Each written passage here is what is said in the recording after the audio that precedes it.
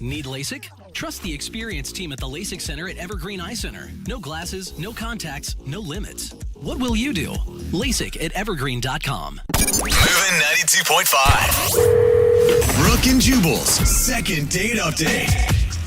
There are a lot of dating websites out there. Match, Plenty of Fish, singlebeagles.com. Oh, It's wow. a dating website for beagles. Okay. But nobody can beat good old-fashioned mom setting you up on a date. Oh, Mom is the my original. God. Mom is the original dating website. Why is there a website where mothers can match their kids up? There should be mommatch.com I or think you something just like that. stumbled upon $1 million idea. don't Okay. say it, Everybody man. forget I said that. Yeah, except nobody wants to sign up for that except for moms. Yeah, that's true. Well, Eugene is on the phone right now, and apparently he got set up on a date by his mom. What's up, Eugene? Hey, what's going on? Oh my Not gosh. much. Does your mom actually have good taste for you? Yeah, she's great. She sets me up all the time. What? I've never heard of the good taste part. And how is your mom meeting so many women your age? She works in a big office. You know, she looks out for me. Okay. So anytime they hire somebody who's around your age, she just walks up to them and puts them through the ringer to see if they're material to date her son, huh? Yeah, basically, and she's way more successful at getting me dates than I am. Okay. All right. Well, That's a good or a bad thing? yeah, Well- you got a pimp for a mom. Good for you. Tell us about the girl she set you up with this time. What's her name? Her name was Diana. Diana. It was Diana. Yeah, it is. I Oh, mean, she's, I'll She's get still to it. with us. All right. Her She's name's still alive, I hope. Good. her name is Diana. And what'd you do with Diana? Well, she said we'd meet at my place before the date, and we never left. Woo-hoo-hoo. Attaboy. Oh my Wow. gosh. Wait, hold up. Is that what your mom is hoping for you as well? Is she wanting you to score like that? My mom just wants grandchildren. She doesn't care how it happens. Okay. It's like, even if it's a I mistake understand from that a drunken night of hanging out at your house, it's fine. Dude, there are so many times my mother said to me, now, if you did accidentally get pregnant, that would be fine. Yeah. I'm here to take care of them. Yeah, she's the only one who doesn't want him to be Right. safe, right? So you guys ended up just staying at your place. That's pretty good. Yeah, I must have been really on my game that night. Okay. Well, tell us about it. What happened? Yeah, I mean, she was really cool because she didn't look like a lot of those girls you see on the internet. What does that mean? Yeah. What? I see a lot of different kinds of lot girls of on the them. internet. Yeah. What? What do internet girls look like? I mean, Diana's boobs were just a little smaller, but she's still super cute, you know? Wait, are you watching like a ton of adult videos on the internet? What? Did that come out wrong? Or? No, I just mean in general, you know, the girls on the internet. Okay. That is so Alrighty. creepy.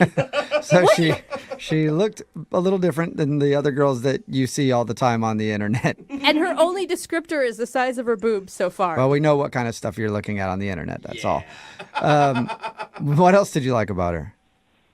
She was just easy to talk to, and, you know, the weather was bad that night, so we kind of stayed in and did a lot of fun stuff together. Like what?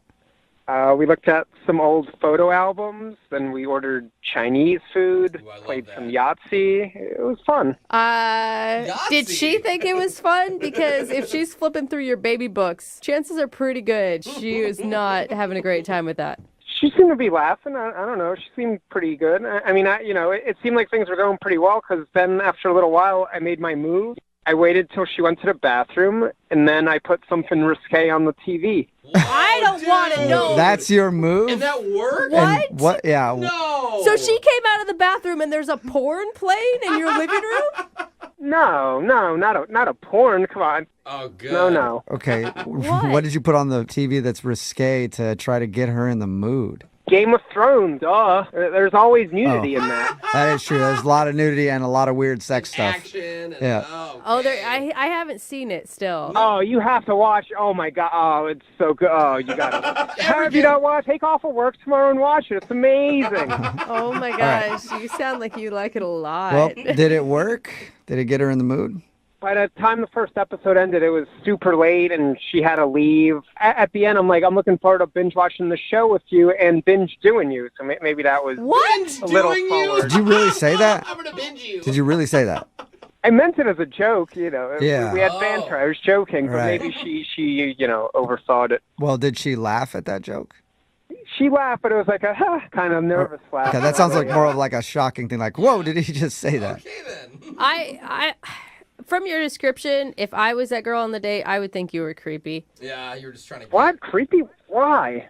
I'm going to binge do you. Yeah. That's pretty much all you need to know. That's Without ever kissing. yeah, without even kissing her. That might have been a bad move, man. And still, the only way you've described this woman is by her boobs. Like, I know nothing about her other than her boob size. She smells nice. Okay. Again, So she's that's got, kind of you know, creepy, Eugene. Boobs are on the smaller side. She smells nice, and apparently she doesn't know how to take a joke about being binge done. I mean, you guys don't understand. You just had to beat her. It was super funny in the moment. Trust me. Wow. All right, man. Well, Wonder what could have gone wrong. we will play a song and then come back and call her and get your second date update, okay? Okay, thank you. Moving 92.5. Brooke and Jubal in the mornings. Second date update. If you missed the first part of today's second date update, then you haven't met Eugene yet. And Eugene can be summed up in 3 words. He's got game.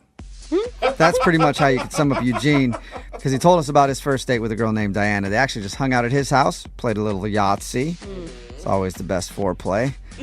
Then he put something on the TV to try to get her in the mood, a little Game of Thrones. Yeah. Nothing gets people hotter than a little brother and sister action. Oh my God, is that what happened on games? There's some of that in there, yeah. Oh, God. I mean, everybody's kind of sleeping with everybody in it. It's a pretty crazy thing, but, you know, people get excited over that. And then he ended the date by saying we should binge watch the rest of this together. Oh, and I can binge do you.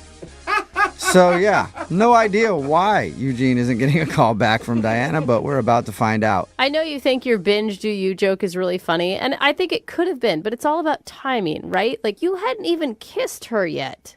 Well, yeah, that's why it's a funnier joke. Okay, If you're not sexually attracted to you, then it's not funny, probably. well, we'll find out, Eugene. We'll get her on the phone and see if she thought the joke was funny, and then see if she'll go out with you again, okay? Play on. All right, here we go.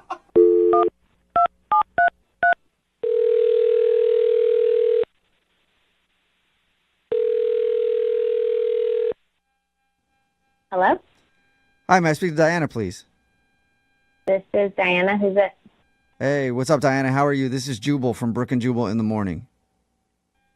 Wait, are you serious? Yeah. Hey, Diana. You actually familiar with the show?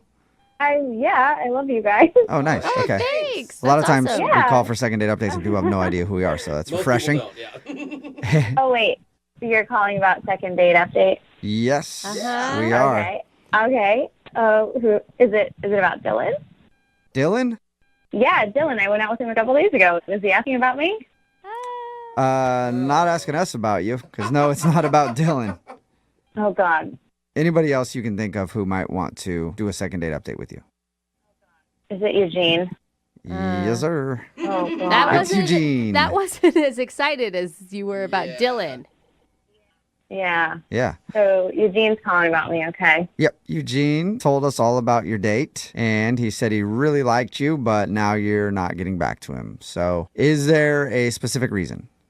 Well, I mean, so he did tell you what happened? Like, he told you what he did and everything? Yeah, I'll tell you what he told us. He said that you came over there. I guess the weather wasn't that great, so you guys decided to just hang out at his house, played some Yahtzee, watched some Game of Thrones. Oh, flip through photo albums. Can't Yeah, forget that highlight photo from the date. albums. And then I guess at the end of your date, he made a joke that he told us, and we told him didn't sound like it was that funny, but he said you should come back and binge watch Game of Thrones, and also he's going to binge do you. Wow, I'm honestly really surprised that he just told you all that. So embarrassing. We were too. Is he, pretty he's honest guy, I guess. You're surprised because he should be embarrassed, right? I mean, yeah, he should be embarrassed, but apparently he's not. He thought it was a funny joke. Did you not think it was funny? No. Yeah. Did you guys think it was funny? I will say, I think that he meant it in a lighthearted way, but I also told him he was creepy for it. Yeah, that's not the only reason why it was creepy. Oh, There's more creep. There's more creep to Eugene. Oh, yeah. I Thought mean, we'd heard it all. Yeah. All right. Well, that's all he told us. So Could you- what is he missing? Well, did he tell you what happened during Yahtzee? No. Did he try to like get you to play strip Yahtzee or something? Yeah, no. Thank God. Okay. So in the middle of Yahtzee, we were playing a good old round of Yahtzee, and then he was like, hold on, and he takes out a camera and goes over to the window and starts videotaping the neighbor's yard across the street. What? Okay. Wow. Why? Did he explain? I mean, I wanted to ask, but I decided I didn't even want to know. Oh. Honestly, this was just a favor to his mom. I work with her. I'm sure he told you that. Yeah. He said that his mom set you guys up. Yeah, and I like her, and we work together. We see each other every day. But once I got there, I was like, wow, this guy's like a little unstable, and I felt weird being there. And I was just sort of trying to plan how I was going to get out of there. Okay, but let's get back to the video camera thing. What was he? So he videotapes his neighbor's yard? I mean, I don't even know. I didn't even ask. That's all I know is that he was videotaping his neighbors. Weird. I don't know. Yeah. Okay. Yeah, that's But kinda after creepy. that, you stayed for a full episode of Game of Thrones? I don't know. I just kind of figured I would wait out the episode and get out after that. All right, well, Diana, if you've listened to these second date updates before, then you should know that Eugene is on the other line and wants to talk to you. Oh, you guys, I totally forgot you do that. Oh, no. Yep. Eugene. Hey. Oh, there's Eugene. Yeah. Hi. Eugene, why are you videotaping your neighbors? Oh, it's not what you think. It's a total misunderstanding. Eugene, it sounds creepy, like all the other creepy things you did. No. Here's what I was doing. I'm close friends with the neighbors, and a little while back, I realized my neighbors, they don't take enough videos of their kids. So I'm putting together a video collage of their kids for their upcoming anniversary. What? Oh my. No. Dude, You're Eugene, that watching is... Yeah. Whenever I see the kids playing in the yard, I take out the camera, record it. I'm going to put a soundtrack to it. The neighbors know. They're cool about it. The neighbors know. It's total misunderstanding. It's unfortunate it happened during the date, but that's all it was. Well, hold up. It's not a big deal. You actually had a conversation with your neighbors about this. Yeah. So they know that you're videotaping their kids through your window.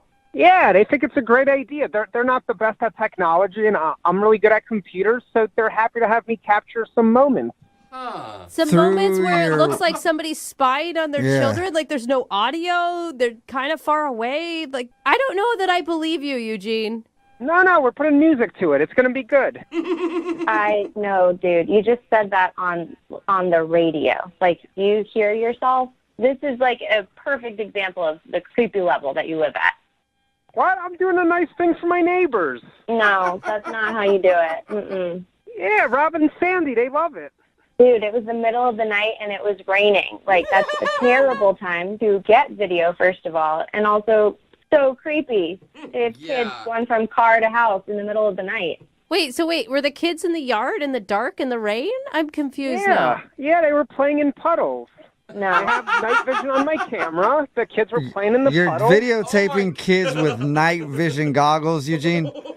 Yeah, friendship never sleeps. I think you guys are misunderstanding what I'm saying. Yeah, I think Eugene- other things never sleep. Eugene, Oh my God. Are you you on the are list? literally have proof that the neighbors are cool with this. Yeah, I talked to them. I feel like we need to call the neighbors. Like, I feel like on this one we need to Yeah, I step think we in. feel like we need to call a lot of people. Yeah. Go ahead, call them. Sandy loves me. Okay. Wow. I mean, okay, the video camera aside, let's just bring it back to the date. It just wasn't working for me, like on every level, every step of the way. So, you don't want to continue Game of Thrones? I think that might be what she's saying, Eugene, but Oh, Eugene. I guess we can check for sure. Diana, would you like to go out with Eugene on a second date? We will pay for I it. would not. I would not. Okay, you started answering that before I even asked Diane. Rude. Listen, Eugene, like, you obviously have this, like, nerdy side to you, which is awesome for somebody. And, like, if you could just bring it down a notch and maybe, like, ask your date if they would like to play Yahtzee or if they would like to watch Game of Thrones, maybe you could hit it off with another fellow nerd and you'd really have a good time. But I am not that person. Yeah, okay. I think that you're just going to have to chalk this one up as a loss, man. Yeah, loss for her. Uh-huh. Okay, yeah. You hear that, Diana? You lost. This is one that I'm totally fine to lose. Yeah. All good. Hey, can you ask her if I can still just touch her boob? What? What? No, Eugene. All right, we're done with the second date update now, Oh my Eugene. God. I am sorry. Brooke and Jubal in the morning. Everybody texting at 78592 right now is all saying the same thing. Somebody tell those neighbors. It's Brooke and Jubal in the morning. Have an update on that, so just give me a second. If you missed today's second date update, Eugene called in. He was actually set up on a date by his mom with one of her coworkers, and he invited that girl over to his house, and he was proud to say that they stayed there most of the night doing a lot of fun things, Yahtzee, watched some Game of Thrones.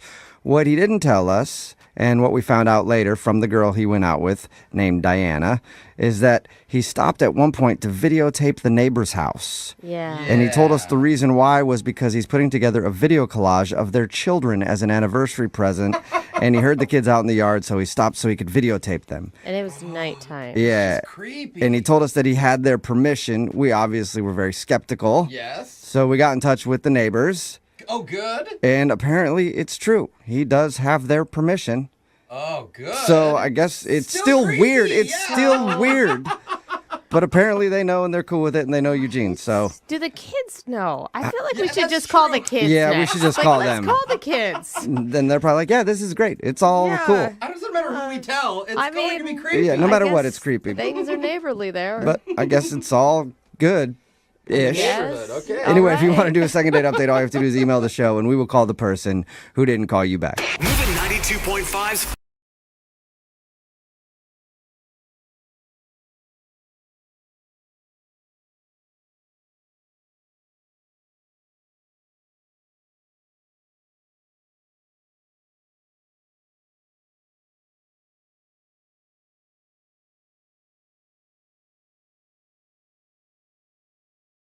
Need LASIK? Trust the experienced team at the LASIK Center at Evergreen Eye Center. No glasses, no contacts, no limits. What will you do? LASIK at evergreen.com. Moving 92.5. Brooke and Jubal's second date update.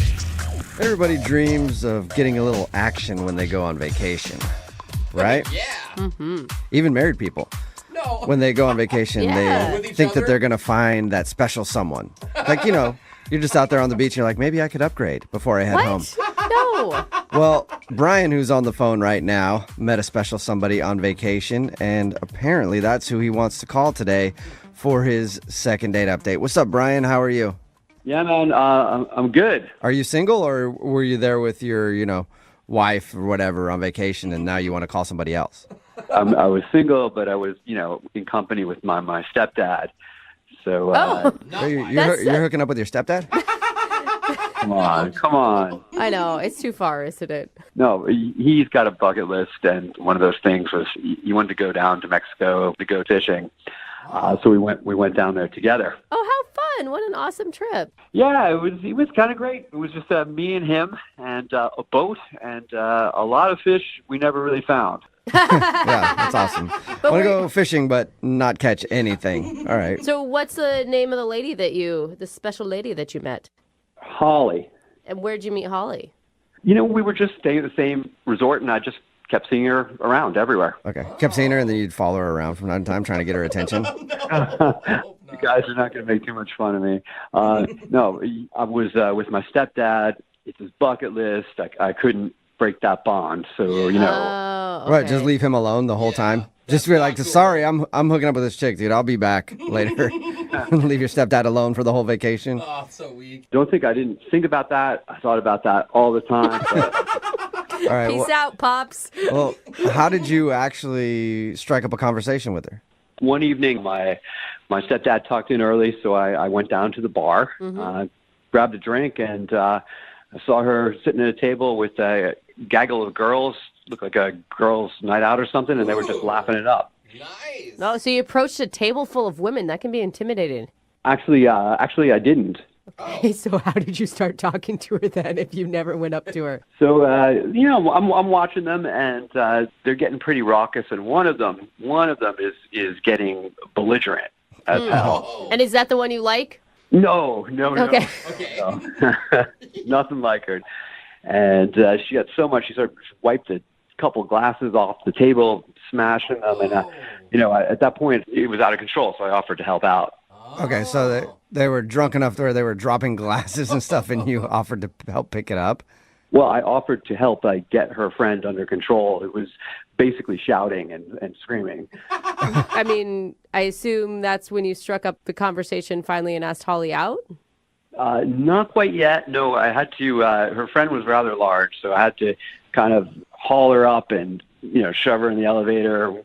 And then So you had to restrain her friend and throw her in an elevator and then what, take her to bed or something? Basically, yeah. They couldn't handle her. She was big and she was Okay, sweaty, we get too. the big part. You don't need to put so much emphasis on it. Well, at least you helped still. Were the friends thankful for you, or were they frightened by you? No, they were totally grateful. I mean, it was a 3-man job or a 2-girl, a 1-man job to, haul her into the elevator and pull her down the hall into the room. Okay, so they were glad that you helped them kind of wrangle their really drunk friend. Totally. Larger Totally. drunk friend. She my was large. God, I seriously. want to make sure we point that out. Emphasize. Okay, so after you guys were done getting her friend in bed or whatever, is that when you asked her out? Well, a little bit. I chatted with them a bit. I got to know their names, and I invited her to take a walk with me on the beach. Oh my God. Well, it's So Mexico. that's pretty trusting of her to take a walk on a dark beach with a stranger that she's never met. Not really. I was the one who helped her plus-size friend into the bed. Oh my so. God, stop with the description of her body size. All right. So how was the walk on the beach? Was it super romantic? Or was she hammered kind of like her friend too, and it was just a sloppy walk on the beach? Oh man, no. She was so cool. It was romantic. I mean, it's just me and her, some waves, and she put her hand in. I don't want to get too sentimental, but she put her hand inside mine, and we just wound up making out like crazy. Oh man. Yeah, it's nothing I ever did before. Cool. Congrats. So, I mean, that's great that you had an awesome makeout session, but how are you guys going to connect in the real world? I feel like vacation world and real world are different worlds. I mean, I thought that was it. I mean, I told her, listen, I got to go back home next day. Vacation's over. And I asked her where she lived, and incredible enough, she lives in the same town as me. Shut up! No way. Wow, that's Are you crazy. for real? Always for real. Always for real. All right. That's Wow. exciting. How crazy. Yeah, I was totally pumped about it. I felt like shouting, but I didn't. I just said, listen, Yeah. when we get back, would you like to grab some dinner? And Yeah, I mean, why not? And did she say yes to that, or? Yeah, she said yes to that and started making out with me again. Okay, Nice. awesome. So did you guys go to dinner yet? That's the problem. We made a date, and a few days later, I got a text saying she wasn't going to be able to make it, and she needed to be honest with me, and said there isn't any chemistry between us, which I know is bullshit. Sorry. She said there's no chemistry between you guys. Or she made it out with you on a beach in Mexico. Yeah. Yeah, she made out with me not once, twice. Yeah. It was hot. It was something. well, I don't know that it was hot for her, if that's what she's saying. Oh, come on. It was hot. Listen, I felt So after she texted you that, is that the last you've heard from her? that's it. Did you respond to her? Like, what do you even say to that? Yeah. I disagree. I said, that's not what I felt in Mexico, and no response. Nothing. Huh. Okay. Well, we'll play a song, come back and call her and get your second date update, okay? Please, man. All right. Hang on. Moving 92.5. Brooke and Jubal in the mornings. Second date update. If you're just tuning in for today's second date update, Brian is on the phone and he wants to call a girl named Holly.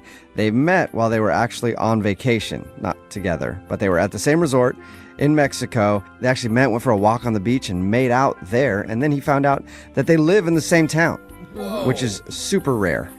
And they agreed to go get dinner when she got back because he was leaving earlier. But since then, she sent him a text message saying that she thinks they don't have any chemistry and she's not interested in dinner.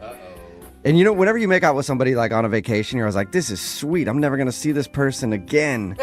And I wonder if that's what she was thinking. And then she's like, oh wait, yeah. there is an opportunity to see him again. And that's why she's blowing him off. But we'll find out in just a second. Can I ask, because I think this one is going to be a little frustrating for a lot of people listening, because Brian, she gave you a reason why she's not calling you, and you're still bugging her. Oh, yeah, that's What? true. I mean, what's the goal here? I just don't know what you're expecting. We went down to the beach. We made out not once, but twice. And it was like idyllic. It was one of those perfect things. Then when we got back home, we texted and she was totally into it. And then all of a sudden, chemistry comes out of the blue, out of nowhere. So something's up. Yeah, it sounds like there's something else. Maybe she actually is in a relationship. And then she got back home and she's like, ooh, I was super drunk that night. Yeah, that's what I thought. That may be what's going on here, but I'd like to know Okay. one way or And the other. You promise you're not just one of those guys that can't understand no. No. All right. All right. Well, That was weird. I'm going to call her right now. Here we go.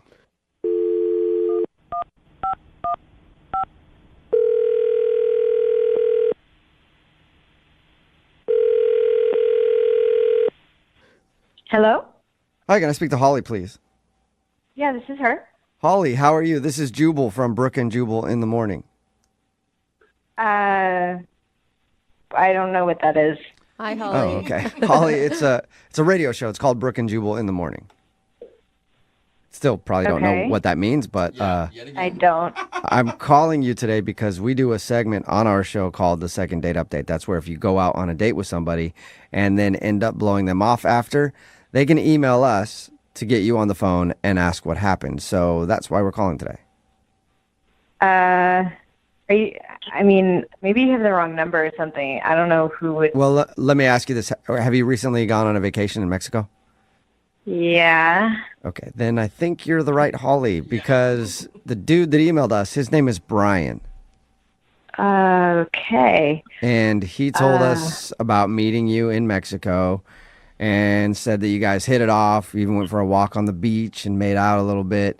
And you were supposed to go to dinner when you got back to the States, but since then you've texted him and told him that you don't feel there's any chemistry.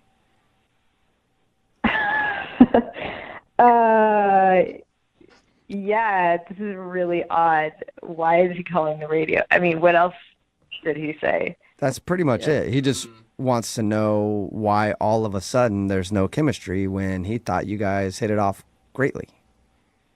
Whoa, okay. Yeah, it's a lot. It's weird. You know, and I told him too, like, obviously you told him exactly why you didn't want to go out with him again, but he swears that he thinks something changed, and it didn't change when you guys were making out, that it changed once you got back. Yeah, okay. Well, to be honest, like, I don't trust him. I You don't think trust him? Whoa. he seemed really sweet in Mexico, but then when I got back, I started like, I don't know, like red flags. I don't, he sent me texts that were like inappropriate and, Were Like, they like what? sex texts or something, or?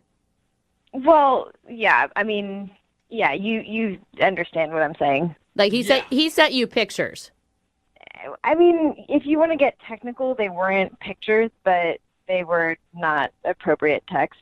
Okay, so That he got is all so pervy on you out of the frustrating. blue. Yeah. And why? I mean, like, and how is it a mystery that you're not wanting to go out with them then? That's what I don't get.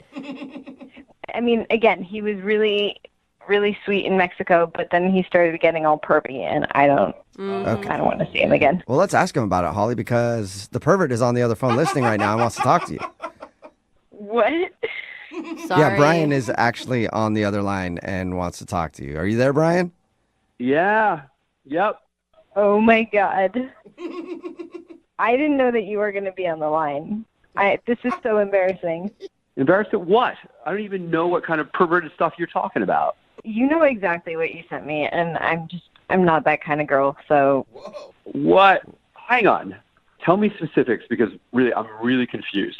Yeah, I want to know specifics too. I want to know what kind of perverted stuff he sent you. You sent me a bunch of eggplant emojis, and I know what that means. That's gross, man. What's the problem with that? The problem is, come on. Yeah, I did send you a bunch of eggplant emojis when I was talking about dinner. So I don't care what you said about dinner. You put that after dinner. I know what you want to do after dinner. Seriously. Oh. All right, I got to clear this up. I'm going to read you the text. So listen, here it is. Excited to take you to dinner this week. I know this perfect place, period.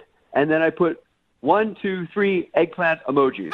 Oh my God. Yeah, dude, that's a pervy text for sure. And why are you acting dumb like it's not a pervy text? That's a totally pervy text.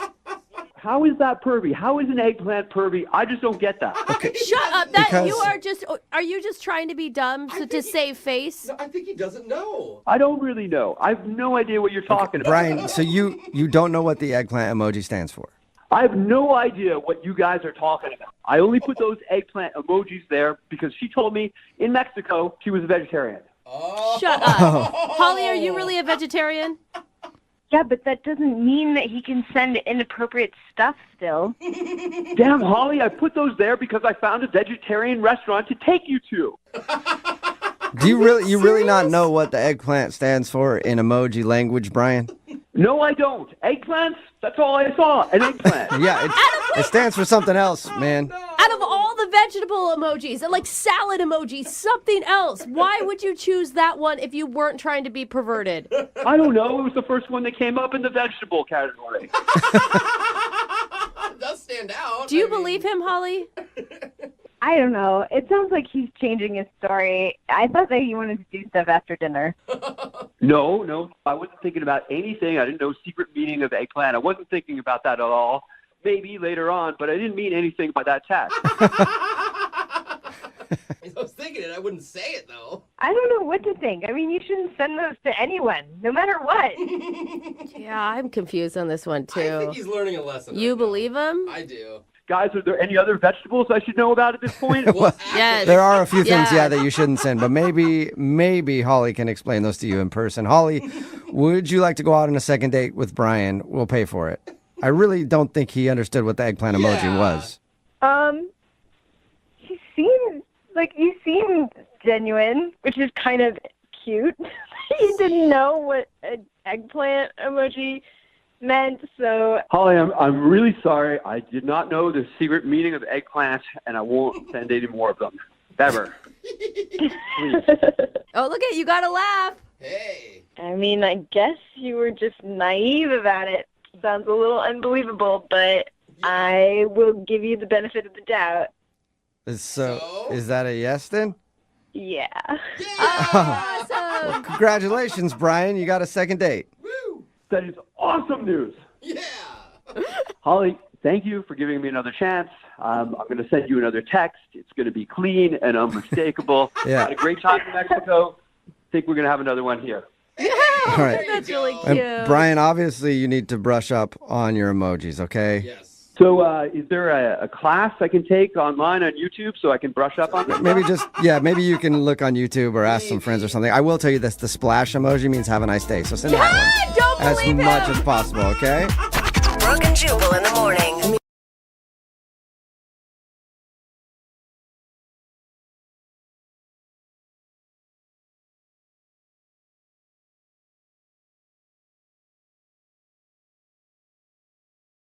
A dude named Mike is on the phone for a second date today. He said he went on a double date with the girl he wants to call.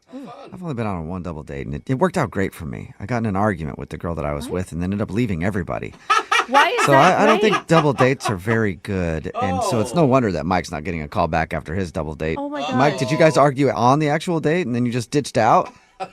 No, that didn't happen. Good. my That's God. not normal. That is so awkward for the other three people that were with you. She Jubal. was terrible. She was a looking at horrible you. person. Oh, my God. Anyway, it's not about me. It's about you right now, Mike. What's the name of the girl you want to call today? Her name is Erin. Erin. All right. And where did you meet Erin? So we actually met at a bar crawl. Okay. A few weeks ago, we had a 7-legged bar crawl. What is a 7-legged one? So it's pretty much you and a group of friends get tied at your leg. It's like 6 of us tied at your legs. What? And you just go to bars all night and drink. What? And you're tied together? How do you fit through anywhere? It's Like an if you're action- 6 people deep. And you have to actually crawl. Yeah, that's part of the fun. I mean, you have to figure it out or you just won't make it, you know? A lot of coordination. Okay. But wait, how do you hit on a person when you have 6 other people tied to you? Are they all just standing there awkwardly listening to your... I mean, it's like if she didn't like me, she couldn't run away, right? Wait, so oh, wait. was she tied to you? Was she in the group of people that were tied together? Yeah, she was. Okay. Oh, okay. I So- see. Okay, I thought got it it. was like one 7 group of people tied together talking to another 7 group of people. I Me get too. it now. I thought that too. No. So yeah, she was really chill, and we actually ended up, talking a lot about, movies and kind of other things that we were into, and I take it she was tied right next to you and not like at the end of all the people and you weren't yelling down the line. yeah, she was right next to me. Okay. So did you ask her out that night? Well, actually, at the end of the night, we all ended up getting really, really faded, and I worked up the courage to ask her out. I thought you may be going somewhere else with that. You're like, we're all drunk, we're all We tied up all already. ended up back in A little bit of bondage, a little bit of, I don't know. I mean, we're Okay, already well, so tied up.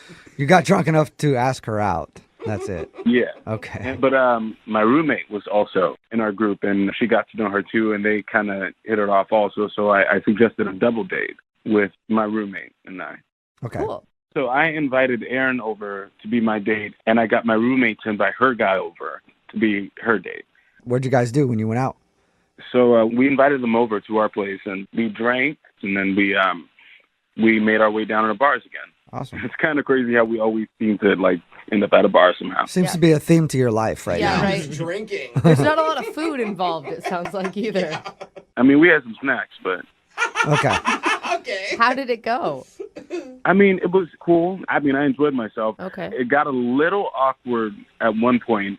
Oh, no. My roommate started making out with her guy, and I kind of suggested that we one up them. What? And she kind of just laughed it off. Like, one up them. So you were being really serious, like, we need to make out too, and she laughed at you.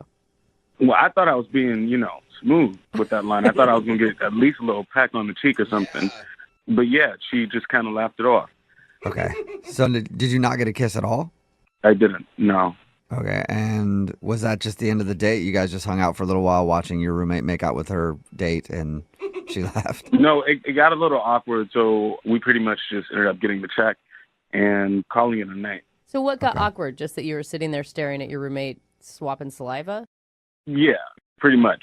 Yeah. But yeah, I offered to get her an Uber back in case she wanted it. Mm-hmm. And she actually took me up on my offer, so. Okay. Okay. So you got her an Uber home, and have you talked to her since? I've tried calling, but it just goes straight to voicemail, so. Nothing. Oh, it doesn't even ring? Yeah. Sounds like you've been blocked or something. Yeah. I don't know. Hopefully not. All right. Well, we'll try to find out. We'll play a song and then come back and call her and get your second date, okay? All right. All right, hang on. Usually when a first date starts by being tied up to a group of other people and there's all kinds of making out going on, I mean, usually you're in for a lot of fun. That's a success. But apparently that didn't happen for Mike. He wants to call a girl named Erin today who isn't calling him back. They actually met at a 7-legged bar crawl. I guess him and 6 of his friends were all tied together, and she was one of those people. Then he ended up asking her out. She hung out with him and his roommate and another dude on a double date. Yeah. Things were going okay, but then it got awkward when his roommate started making out with her date in front of them. He made a joke like, maybe we should try to one-up him. She wasn't into that. And then she got an Uber home and hasn't called him since. So ouch. see if we can find out why. All right, Mike, you ready to call her? Yeah, let's do it. Have you ever thought that maybe, just maybe, she isn't calling you back because she doesn't know you sober at all? Oh. No. All right. I mean, I don't know her sober either, so it's kind of the same thing, right? Good Yeah, you boy. could hate her sober. You might not even want to call her, but we'll find out. We'll see if she's sober when we get her on the phone, okay? All right. All right, here we go.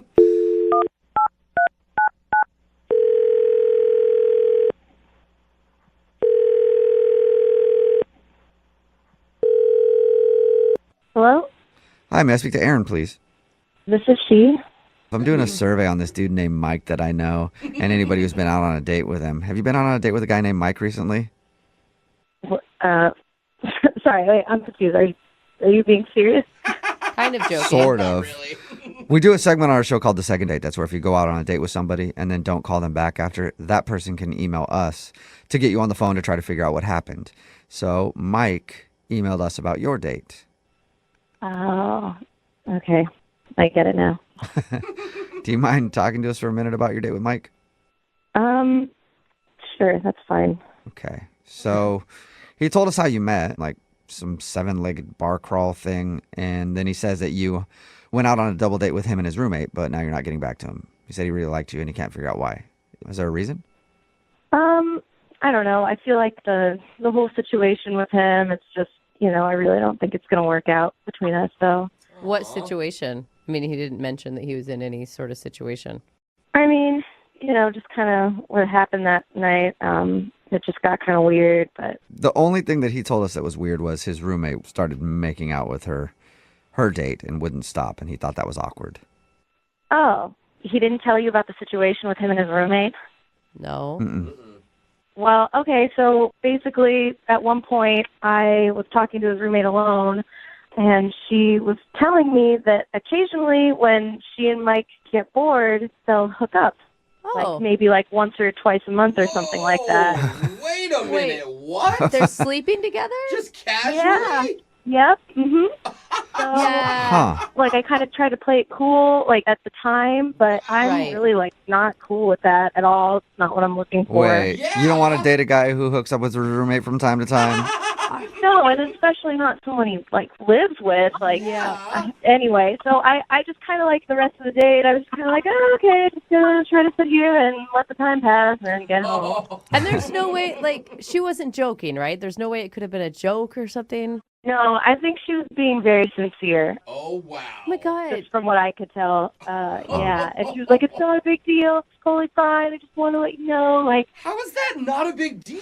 Well, you would think that would be a big deal. Yeah. I think what's happening is the roommate likes Mike, and she was trying to sabotage your date with him. Well, either way, even if she's not the one who has feelings, then they're sleeping together and they live together. So it's kind of like I don't really want to get in between that. No. I mean, he probably wants you to get in between it. That's probably what he's really hoping for. He might be, but... What if she's making it up, though? She's not making it up. You don't make up something like that. I don't know. You're roommates, dude. That is...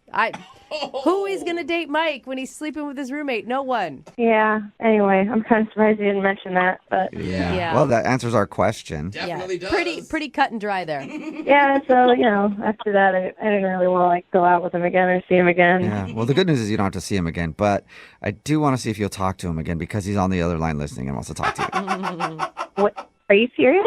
Yes, I am. Mike is on the phone? Yeah, Mike, you still there? Oh, my God. Yeah. Hey.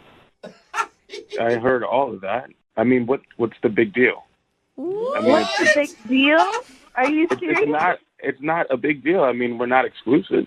Oh, my gosh. I mean, I don't really care if you're not exclusive, but you're, like, the girl you live with. Like, your roommate. Only once in a blue moon, and it's purely physical. You know what I mean? So, we're not exclusive, and I don't know why this is a big deal.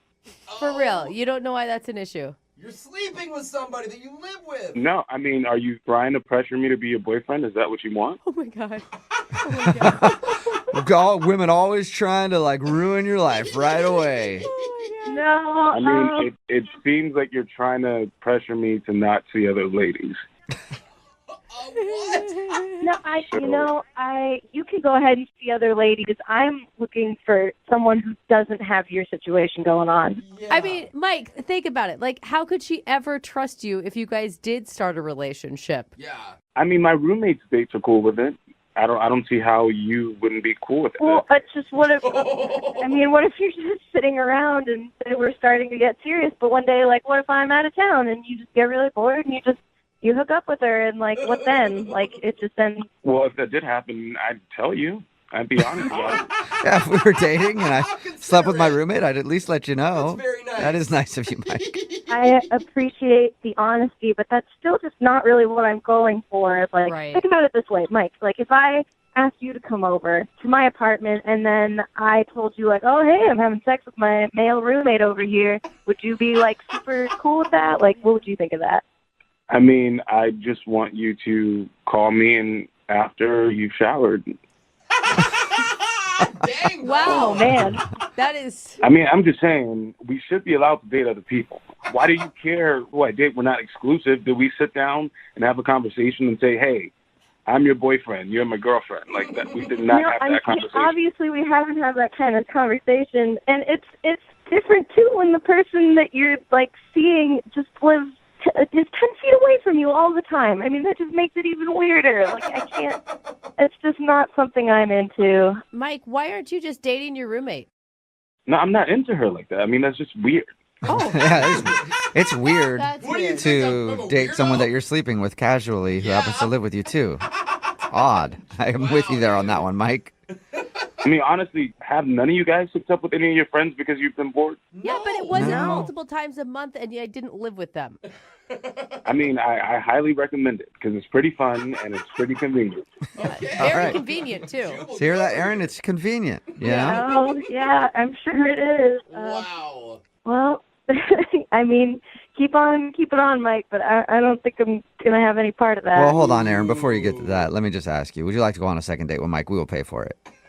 No, I'm sorry, no. Oh, shocking. Oh, man. Aaron, how about this? How about you come over one night with my roommate? We can all like have dinner and talk this over. Uh-huh. Sounds like something Yeah, else. it sounds like you got something else planned, Mike. Yeah. Have some drinks. I think, Mike, you guys just have different boundaries, right? Yeah. I think so. Yours are a little bit more open than hers. A lot more open.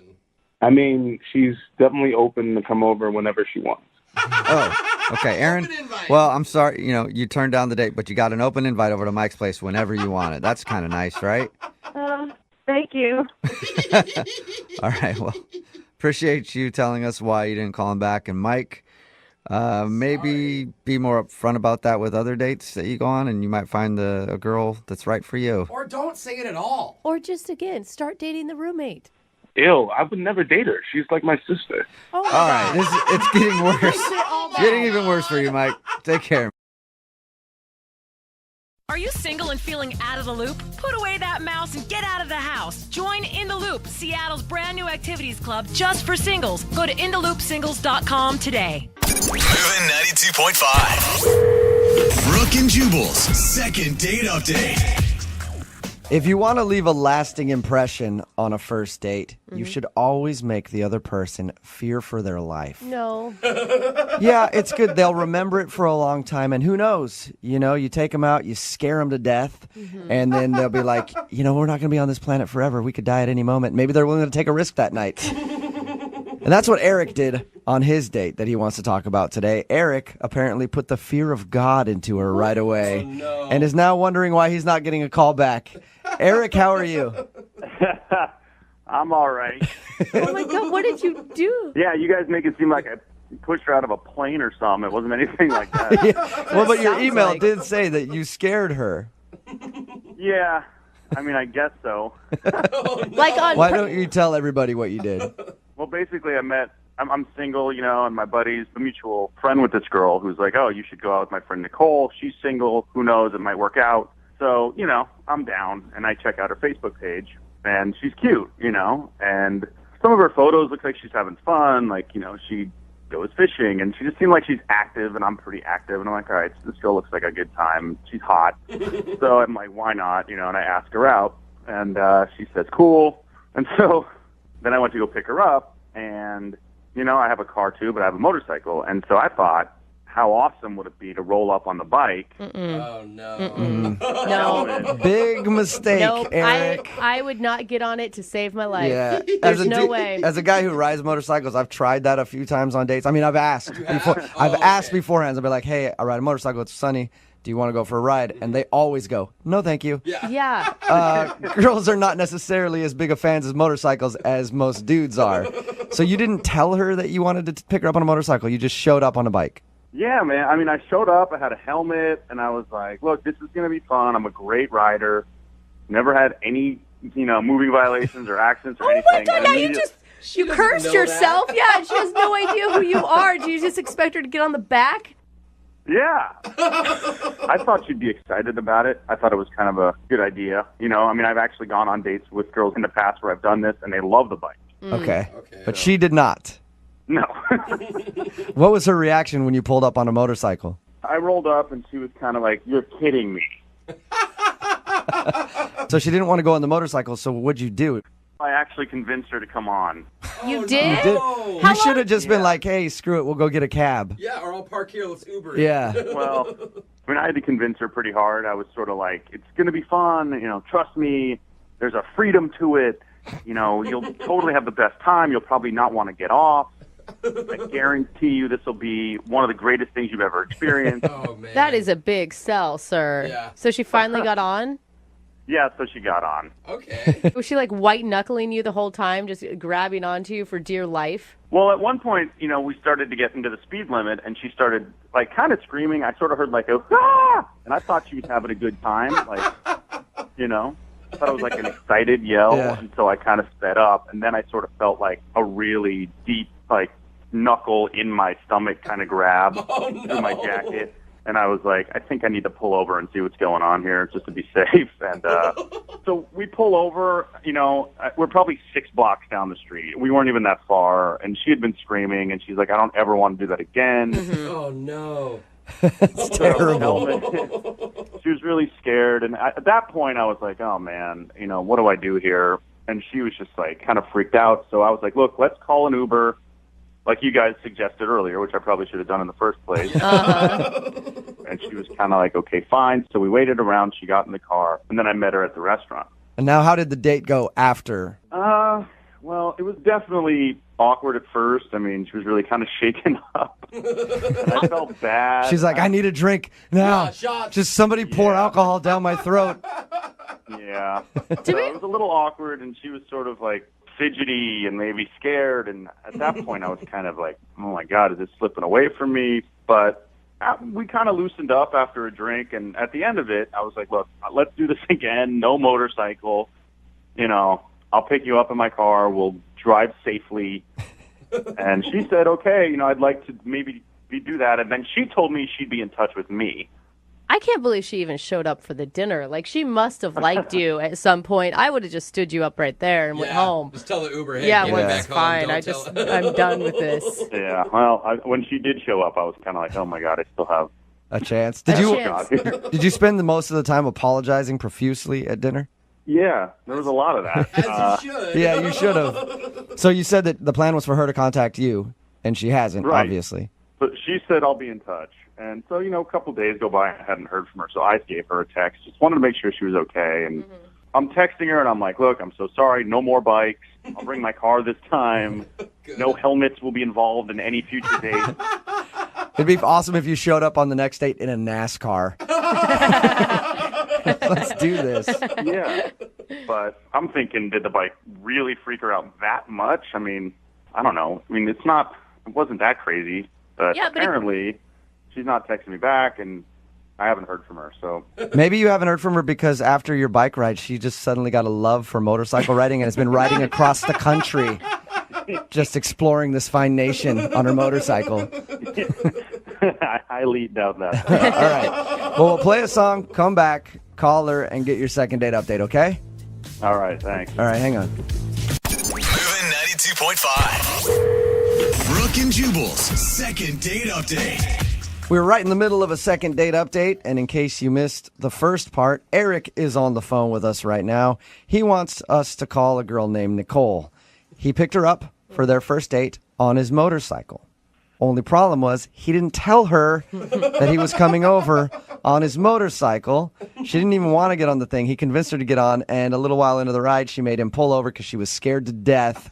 She got an Uber to the restaurant while he took his motorcycle and met her there. Started things off very awkward, and now she's not giving him a call back. Gee, I wonder why. Yeah, poor girl. All right, Eric, you ready to make your phone call? Yeah, let's do it. Yeah, right. You going to put her in a death trap again if you go out on a second date, Eric? Yeah, no more of that. Okay. Let's go skydiving on our second date. Exactly. Yeah, no, let's just stick to a movie or something. All right, I'm going to dial the phone number right now, see if we can get her on the phone and get your second date update. Here we go.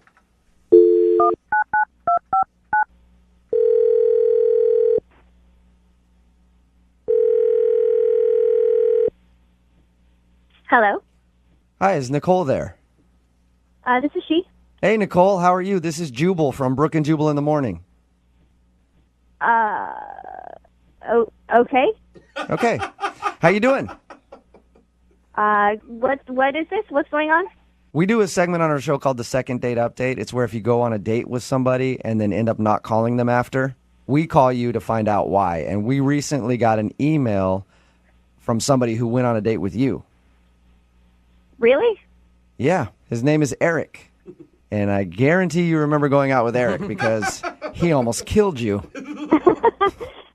Yes. It's hard to forget a date like that. Yes. So Eric told us a little bit about your date and the fact that he's been trying to get a hold of you and you haven't been calling him back. So he asked us to see if we could get you on the phone and find out why. I'm assuming it was the motorcycle ride that you didn't want to go on that's causing you to not call him back. I mean, it wasn't a great start. you start off with the basic, why wouldn't you tell me you were going to pick me up on a motorcycle question. Right. Yeah, you probably want to check on that before just showing up to your house like, hey, get on the back of my hog. We're going for a ride. Yeah. You had to have liked him a little bit, because I can't even believe that you showed up to the restaurant after that whole incident. Honestly, I thought about at that point just saying, you know what, this isn't going to work. Mm-hmm. But, I mean, he said he'd call me an Uber, and I was like, well, I'm already out here, and he's trying to make it better, and so I thought maybe I should give him another chance. Okay. That is very nice of you. Pity date. So did you enjoy dinner with him then? Well, I mean, we got there, and I was still really kind of shaken up. But it did start to get better when we got drinks, and I sort of sunk into date mode. You start asking the typical questions and doing the typical first date stuff. And was the conversation going well and you guys were hitting it off? Up to a point. Up to a point. That's always okay. It's like a bless her heart vibe. Yeah. What do you mean up to a point? Well, I started asking, like, what movies do you like and what do you do for fun? Basic stuff. Yeah. And one of my, first date questions is, do you have any guilty pleasures? And you ask a question like that and you sort of expect, like, I like to watch Dancing with the Stars, or I really like chick flicks, or something to that effect. But he says, married women. What? Say that again? Say that one more time. What'd you say? Married women. Is his guilty Is his guilty pleasure? So that was my reaction. I started laughing because I definitely thought he was joking, but I looked up and he wasn't laughing or smiling or anything. He was completely serious. What did he mean by that? He enjoys being with married women. I mean, what? Oh my! But I mean, that's like a big old red flag, way more than the motorcycle. Wait, Why would he offer that? Like, why would you tell anybody that? Yeah, and on a first date. I mean, that's definitely not first date for me. No. What did you say to him? I sort of panicked, and I was like, how many times? Thinking, maybe it was just one, and he was like, oh, it's my, kind of like a confession, like it's my guilty pleasure. I did it once, and it was guilty, and he literally couldn't give me a definitive answer because there were too many to count. Oh no! Hey, you got to give it to him. At least he's honest. I suppose, but that's probably, where I'm going to have to draw the line. All right. You've probably told a lot of your friends about that, huh? Yes, I have. Yeah. That's a good story. Yeah, It's an awesome story. That It's is like a great story. ultimate worst date story ever. Nicole, I'm always going to win. yeah, you are. I also have to tell you that Eric is actually on the phone listening to this conversation and wants to talk to you. What? That mother lover Eric is on the other line. Eric, where are you at? Wifey lover. Oh man, this is so misunderstood. There's such a misunderstanding here. Come on. There's a misunderstanding. You said that your guilty pleasure was being with married women. I don't. No. First of all, I misunderstood what you meant by guilty pleasure. Obviously, Yeah, I guess. Understand that. I thought she was like, "What's something you kind of feel like you may have been guilty of in the past that you want to admit to me?" And I was like, "Oh, That's a Oh, yeah. I do married women. It's my thing. What about you? It's not like I date married women. I've had a few experiences where married women have been attracted to me. It's not like I always follow through. She's making it sound a lot worse than it really is, actually. Dude, you didn't really sound overly, like, remorseful about it. It was a pleasure. It's really pleasure. It's something you enjoyed. Well, I mean, it's just happened a couple of times. Dude, you're an a-hole. You can't go around doing married women and then have other women think that that's okay. I mean, in all honesty, married women are attracted to me, so it's more their fault than it is mine. What are you going to do, right? Hey, if a married woman throws herself at you, you have to do it. You have no choice. Eric, so when you told us about your date, you didn't mention this conversation at all. Did this not seem like a big deal to you when you said that? I didn't think it was. What? How do you not think it is? I don't know. It happened a few times in the past, and for the record, I don't think any husband has ever known about me. Oh my gosh, that does not make it Good. better. That makes No. it perfectly okay. No. I'm 100% serious. That's not actually where the problem lies. Why would she You- ever believe that you're not one big lying cheat after you admit something like that on a first date? I don't think Eric's a liar. I think Eric is maybe honest to a fault. I think you can trust Eric, Nicole. That's one thing. But I think that's accurate. I think he would cheat, but he would tell me.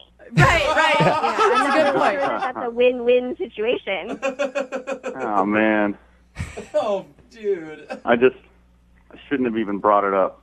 No, you definitely shouldn't have brought that up.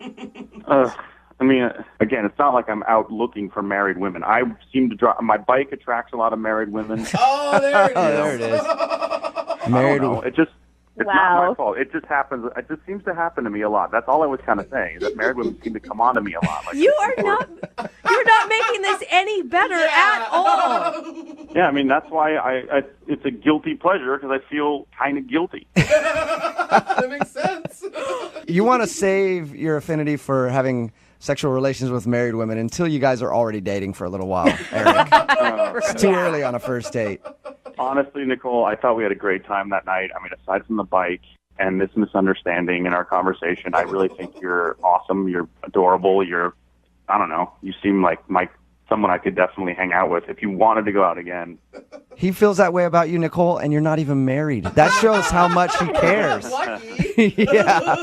Nicole, would you like to go out with Eric again? We'll pay for a second date. Do it. Don't you dare do it. That's the biggest red flag ever. I really don't think so. I appreciate the offer though. All right. You sure? Oh my gosh, yes. I'm pretty sure. Yeah. Okay. Maybe you can hit him up later on down the line when you're married. Brooke and Jubal in the morning.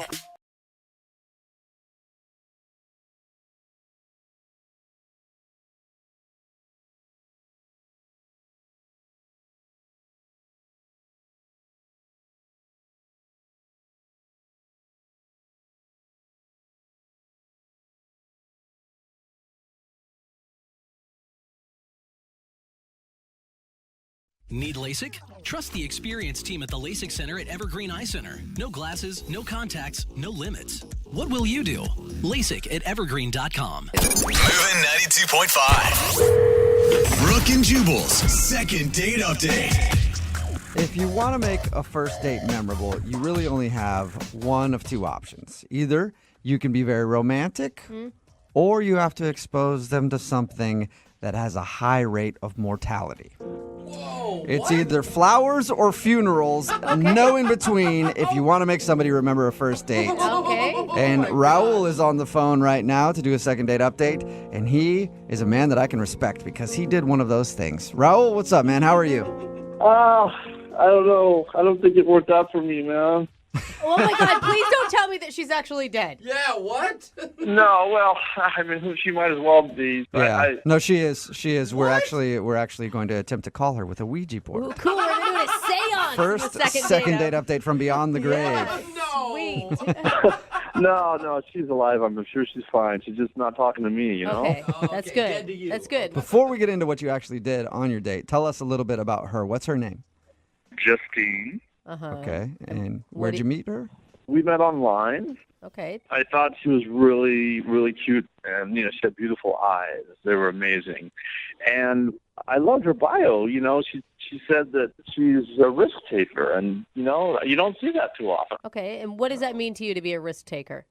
I don't know. It's being spontaneous and trying new things. Dude, it's a living without a schedule. I like it. Wow. You are a wild man, Raul. Yeah, I can be sometimes. Yeah. Okay, sounds sounds like like it, Raul. So, what did you plan for your date? Well, I thought I would surprise her, talk about being spontaneous. So I told her we were going to a restaurant, and I gave her the address. And when she showed up at the restaurant, obviously she assumed that we were going to be eating there. And I said, hey, actually, we're actually going down the road. Whoa. And so she was like wondering what it was. Yeah, I'd be scared of you, Raul. I would be nervous. I'm going to go with Jubal on this one. Like, first date off a dating app or the internet or whatever, surprises usually aren't going to work for you.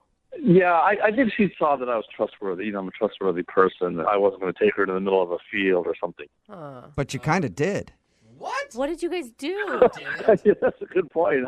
I kind of did. You're Yeah, right. you did actually. Okay, now you're laughing about it, Raul. You do sound a little crazy, buddy. It was in the spirit of risk taking, So I took her down the road and I took her to a skydiving center. You took her surprise skydiving on your first date. No. That's crazy. Bad idea. Yeah. Bad. That's bad, Raul.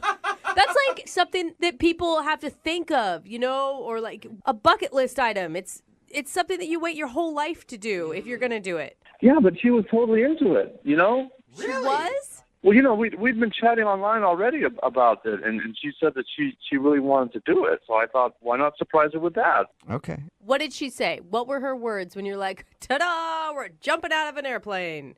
I could tell she sort of had that glint in her eye, and I could tell that she was into it. Wow, you Whoa, were lucky. gosh. And I already paid for it, too. Oh, okay. So that makes it even better. Yeah, for sure. Because that's expensive. Yeah. That is not a cheap date. How did everything go when you actually jumped out of an airplane? Okay. All right. So this is the part that's hard to talk about. But Oh, no. so we go through all the training and everything, right? And you have to go through the position and all this stuff. And it's a tandem dive where you have the instructor is sort of glued to your back. Right. And so I'm supposed to jump first. Mm-hmm. And they open the door, and I look down, and I couldn't do it. I couldn't jump. What? Oh, buddy. So you're sitting there with one of the instructors strapped to your back, about to push you off the airplane, and would you stop him? I just started yelling, no, and I fought him, and I freaked out, and I wigged out. Oh, I mean, This whole time I know she's watching all this, and so I went and we got out of the way, and then she went and she jumped, no problem at all. I mean, no hesitation. Right. yeah. Okay. And did you actually jump, or did you just hang out on the plane? And Well, no. So they talked to me, and then we circled around, to the spot, and then I finally jumped. Yes. Oh, you did? Oh. Dude, that's awesome, Raul. Wow, you man. beat your fear and you made it happen. What was it like? Let me tell you, I have to be honest. I hated it. Okay. Oh, my God. Hey, man, Oh, poor Raul. skydiving is not for everybody. At least you figured it out that day. Too bad it had to be on a first date with somebody who seems like they probably liked it. Yeah, and then when we landed, the instructor was joking around that he went deaf from me screaming in his ear. Oh, man. And what was her response to this whole experience?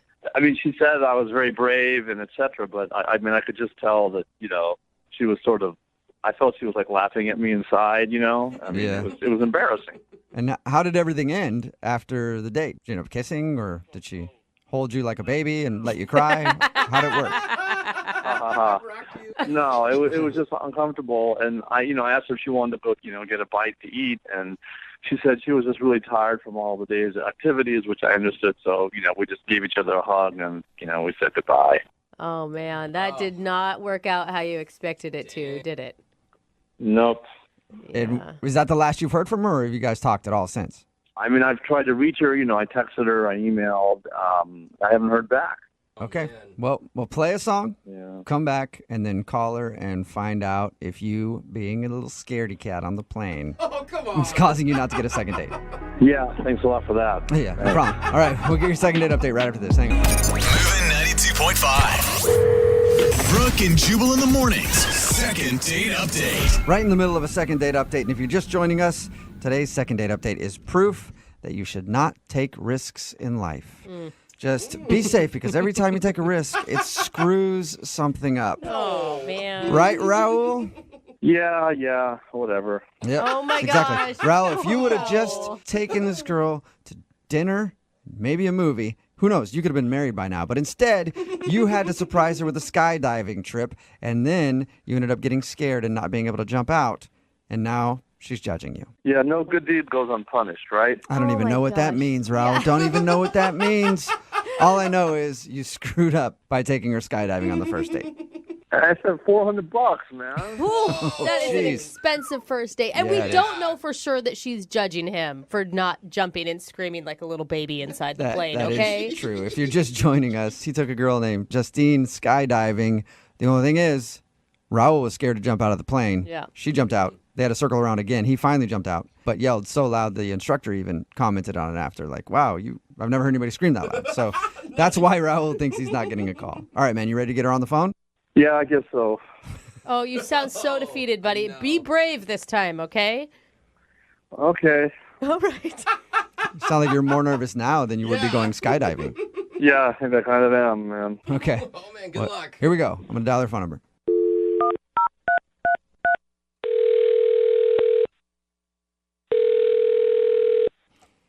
Hello. Hi, can I speak to Justine, please? This is she. Hey, Justine, how are you? This is Jubal from Brooke and Jubal in the morning. Fine. Who is this? Jubal from Brooke and Jubal in the morning. It's a radio show. Okay. We're calling you because one of our listeners actually asked us to get you on the phone. About? Skydiving. Yeah. Put it blunt. It's actually true. Skydiving? Yeah. You went skydiving just, like a week and a half ago now? Something like that? How did you know that?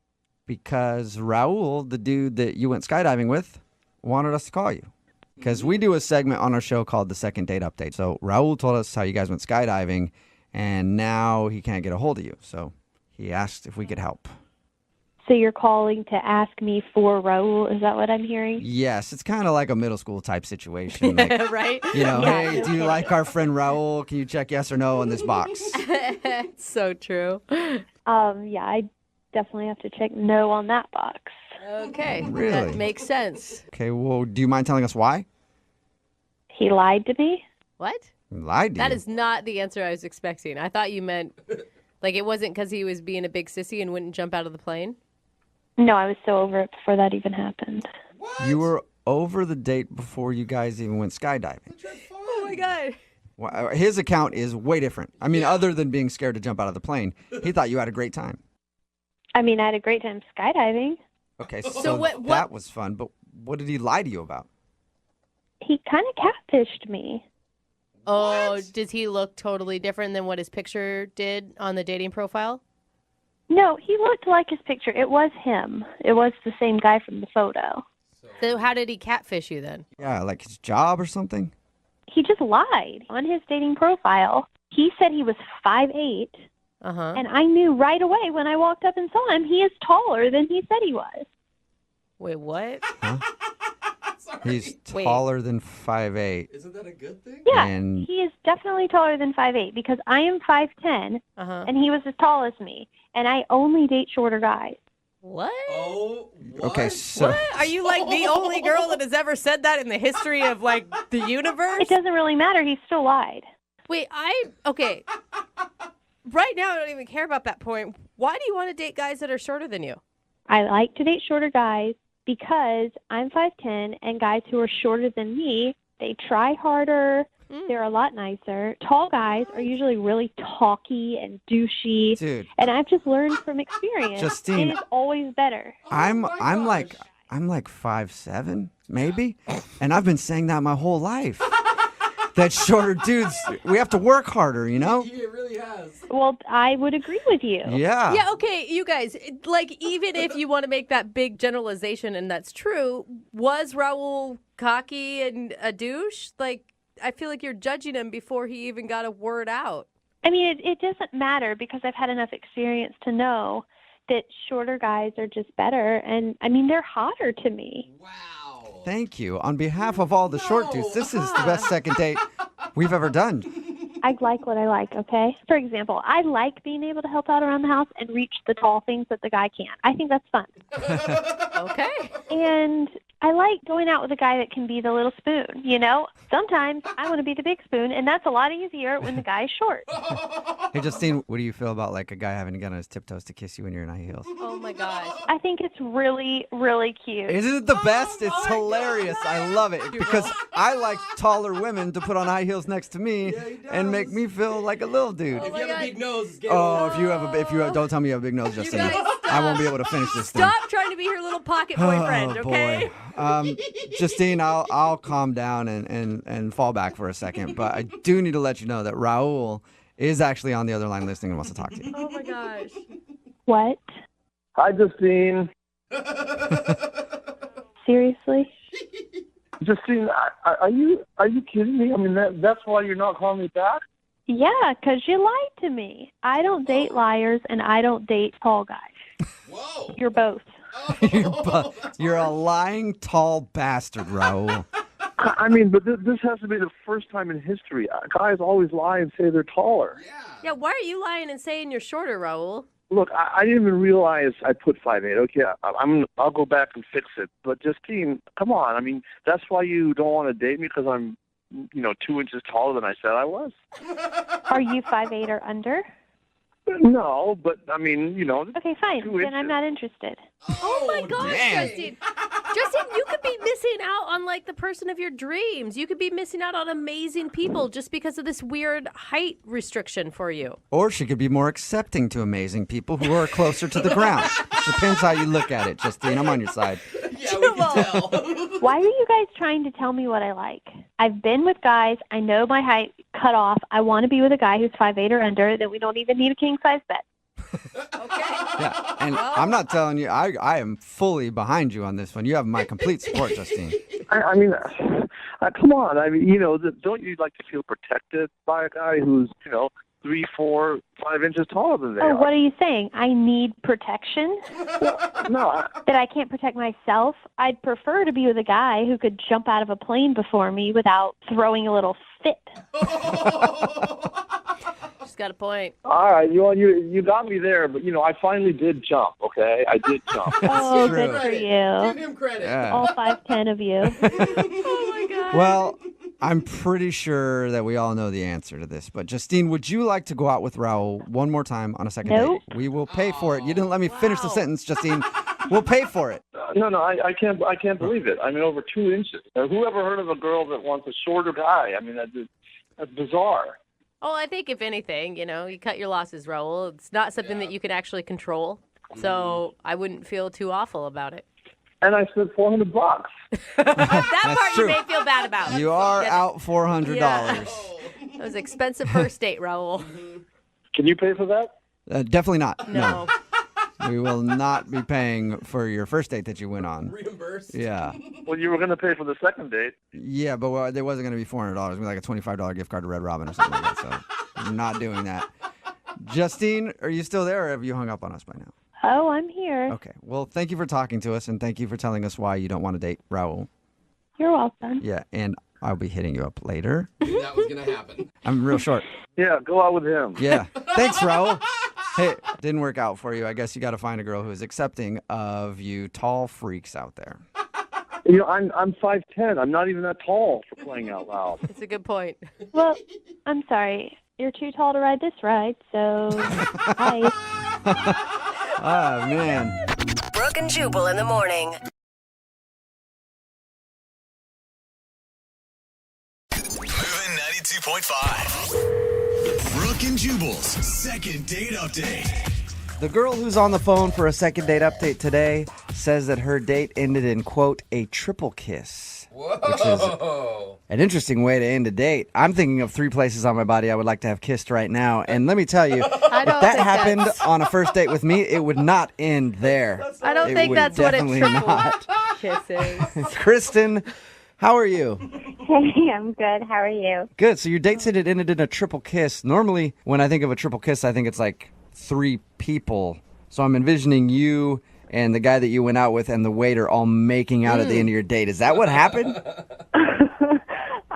No. I just meant a peck on each cheek and then on the lips. No, that's not what a triple kiss is. That is That's misleading. Really?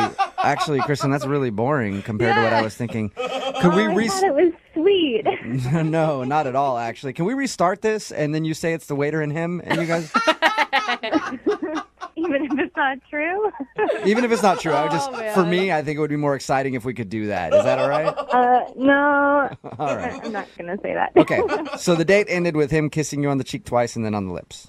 Yeah. All right. You got a kiss at the end of the date. It sounds like everything went well. Why do you think he's not calling you back? I don't know. I mean, I met him at yoga, and I don't know. I'm always skeptical of guys coming up to me in yoga, but he seemed really nice, and so I thought, What made you say yes to this one? he just really seemed like a yogi. You know what I mean? Like some guys are there and they just look so awkward and that they're like really only there for the view. But he seemed like he really was into it, and he seemed to like me and, you know, genuinely wanted to go out to dinner. Like, it didn't seem sleazy like it could be. And how did the date go with him? It went really well. We had a great dinner. We have a lot in common, and I feel like I was talking about TV shows. I mean, I definitely have like shows I watch on Netflix or whatever, and so I just wanted to know, like, what does he like? And turns out he doesn't have cable. What a loser. Oh, come on. God. I knew you were going to Yeah, how do you even want to call this guy back? Jeez. No, I mean, I feel like that's where maybe I made a mistake. Why? Was he like one of those snotty people who thinks that he's better than you because he doesn't watch much TV? No, I mean, like, he said, like, oh, cable's too expensive, so I tried to make a joke and be like, oh, is it because you're poor? Oh, and then, what the? I don't know if that I can came across understand as a that. joke. Did he get your joke? Oh, my gosh. like, he just got really quiet. And Oh, man. it was really uncomfortable. I felt like I really offended him, and I was just joking. Did you backpedal after you said it? And I was like, no, it was just a joke. I didn't mean to actually ask if you were poor. Obviously, like, I apologized and said I was only joking, and, you know, I just could see on his face that he seemed to understand, but at the same time, I just feel like he got his feelings hurt. Did when the bill come, you also said, oh, let me get this. I know you're in tough times right now. No. Oh, my gosh, no. It must not have gone too bad. I mean, he kissed you at the end of the date. And a triple kiss, no less. A triple kiss. I mean, well, I don't know. I mean, he kissed me on both cheeks and on the lips, but it was really, you know, sort of a fast goodbye, so I don't know. No passion, like an Italian man saying hello to another Italian man? Yeah. Is that more what it felt like? Yeah, I mean, it was kind of like that. It was kind of weird. Oh, my gosh. That does not sound sexy at all. So you think the only reason he's not calling you back is because you called him poor? I was kidding. Oh, my God. That sounds so bad. But is that accurate? Yes, that's accurate. All right. But I didn't mean it like that. I just want him to know that I was kidding. Okay, well, we'll play a song, come back, call him, and get your second date update, all right? All right, thanks, guys. Hang on.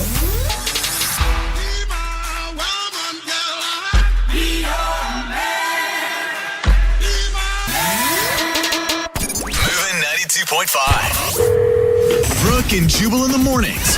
Second date update. I like the girl who's on the phone for a second date update today because she's a risk taker. What? It's a big risk that you take when you decide whether you should tell the person you're on a first date with that they're poor or not on a first date. And she took that risk and went for it.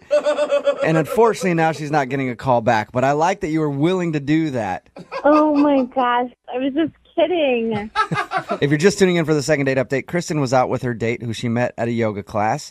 They were having a good time. At some point, they brought up TV watching and how she likes Netflix and Hulu and all that stuff. And he said that he doesn't have internet or TV at her house. And her response was, oh, my God, what are you, poor? She was joking, but he didn't realize it was a joke. And that's the reason that she thinks she's not getting a call back. Are you about ready to get him on the phone and find out why he's not calling you back, Kristen? Yes, I am dying to find out. You still even want to talk to him even if he's that bad at taking jokes? Well, I just want to clear the air and make sure that he's not holding something against me. Some sort of grudge. And you will date him if he's poor, is what you're saying. I don't think that matters. I mean, There's a little bit of a pause there. You were like, oh, well, I don't know. We'll find out just how poor. All right. I'm going to dial the phone number right now and get him on the phone. You ready? okay, yeah. Okay, here we go.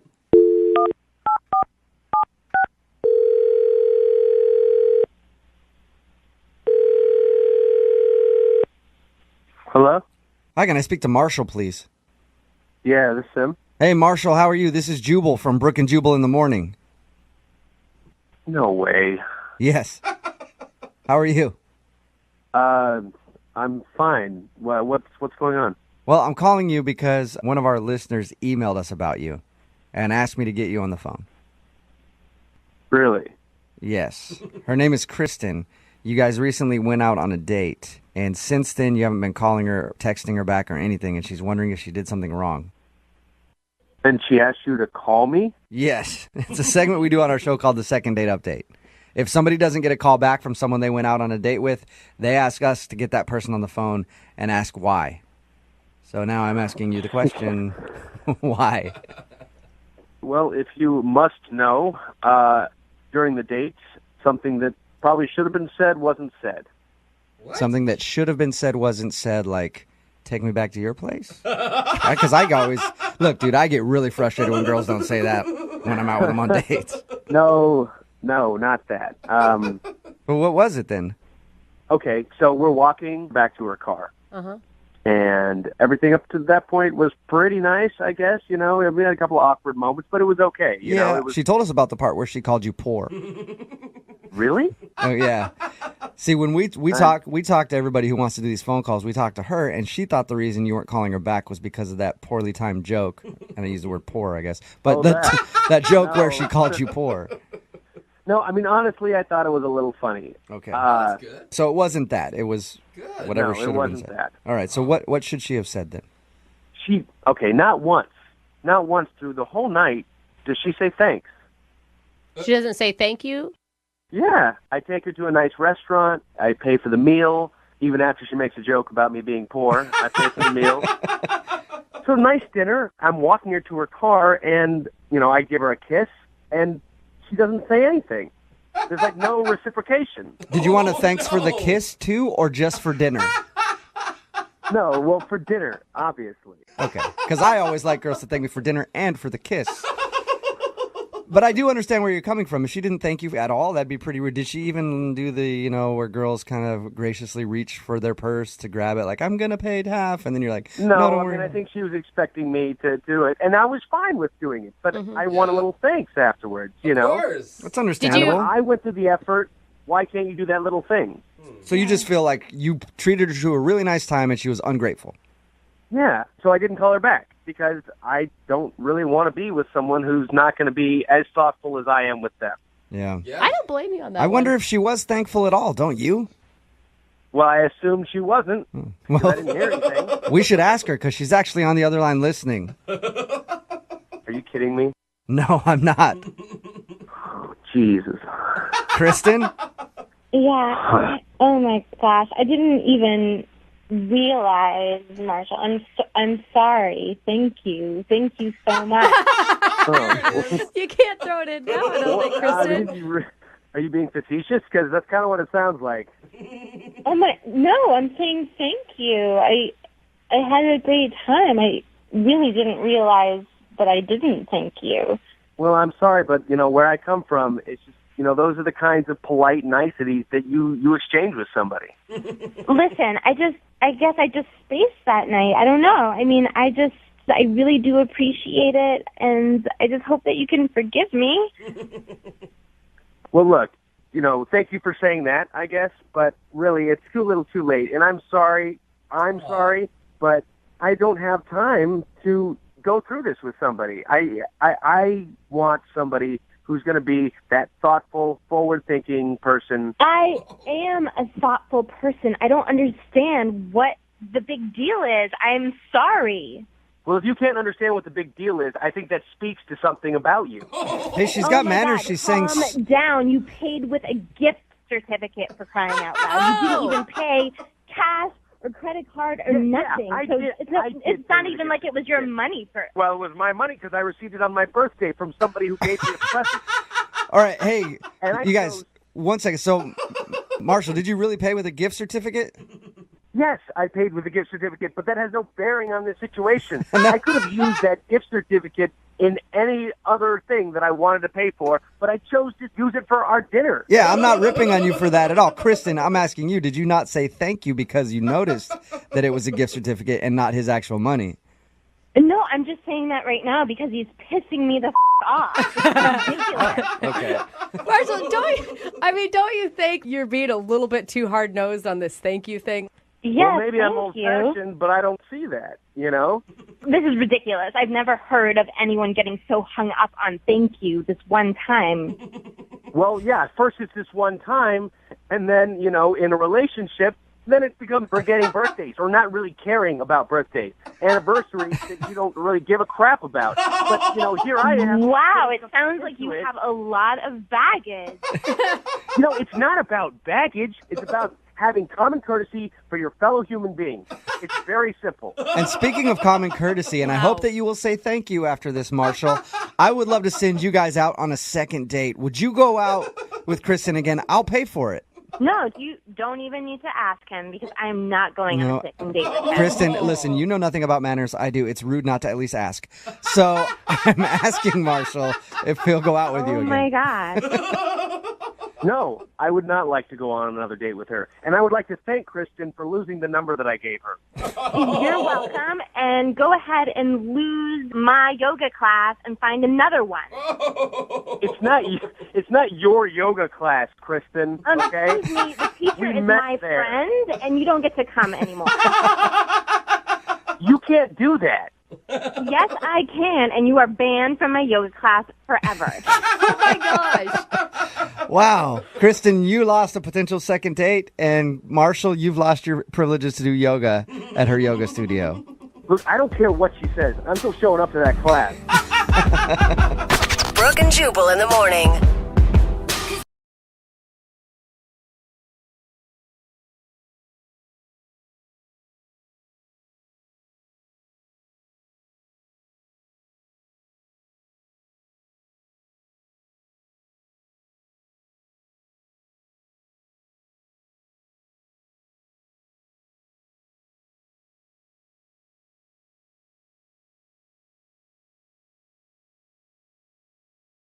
Looking for the perfect birthday or anniversary gift or a special date night? Well, then you need Zodart, Seattle's only exotic car rental company. Visit Zodart.com to book an exotic special car for that very special day. Moving 92.5. Brooke and Jubal's second date update. Got an email into the show for a second date update from a girl named Courtney who is on the phone right now. She says she's pretty sure she knows why she isn't getting a call back. Uh-oh. And that's because her son decided to be a little a-hole on her date. Why was her son involved in her date? Yeah. We'll find out in just a second when we talk to her. Courtney, how are you? Hey, guys, I'm good. How are you? Good. You don't mind me calling your son a little a-hole, do you? No, because that's what he was. Oh, my God. How old is your son, Courtney? He's 3. Oh, he's 3. Okay. They can be little a-holes sometimes. It's true. It is kind of weird to have your son involved in your first date with a guy. We'll get into that in a second. But first off, how'd you meet the dude that you want to call today? We met on an online dating site. Okay. Okay, and you were transparent that you were a mom right off the bat. Oh, completely. Most Okay. of my pictures actually have my son in them with me because I don't want that to be a secret. It's a huge part of my life, obviously. Yeah. Right. That's a good thing. So this guy obviously doesn't mind kids. What's his name, by the way? My son or the guy? The guy. Jason. Jason, okay. Remember, the son's name is Little A-hole. Yeah. Yeah. So what'd you guys do when you went out? We just went out for some drinks. I mean, we had talked a while on the dating site, and it went well. I don't go out with a lot of guys just because having a kid and finding someone that I can even just chat with is kind of rare, honestly. I hear being a parent is a full-time job. That's what they say. It is true. It is very true. If you're doing it right, it's true. If you're not, then... So how was conversation with this guy over drinks? He was super funny, and he's a really good listener, which I don't know if other women are going through this, but like to have someone that doesn't kind of glaze over when you're talking or start talking about themselves is so like refreshing. I don't know. I know I'm always the same way whenever somebody's talking to me and I'm like they're listening to me. That always is really refreshing when they're not just talking about themselves. You know what I mean? Yeah. Like I always feel that. You totally that's a didn't good turn thing. that around. Yeah. So you guys had a good time and good conversation, but where does your son come into play in all of this? Well, I think because I was so comfortable and it was going well, I drank a little more than I usually do, and I got a little tipsy, which is like, whatever, I don't do this much. So that's when I decided to invite him back to meet my son.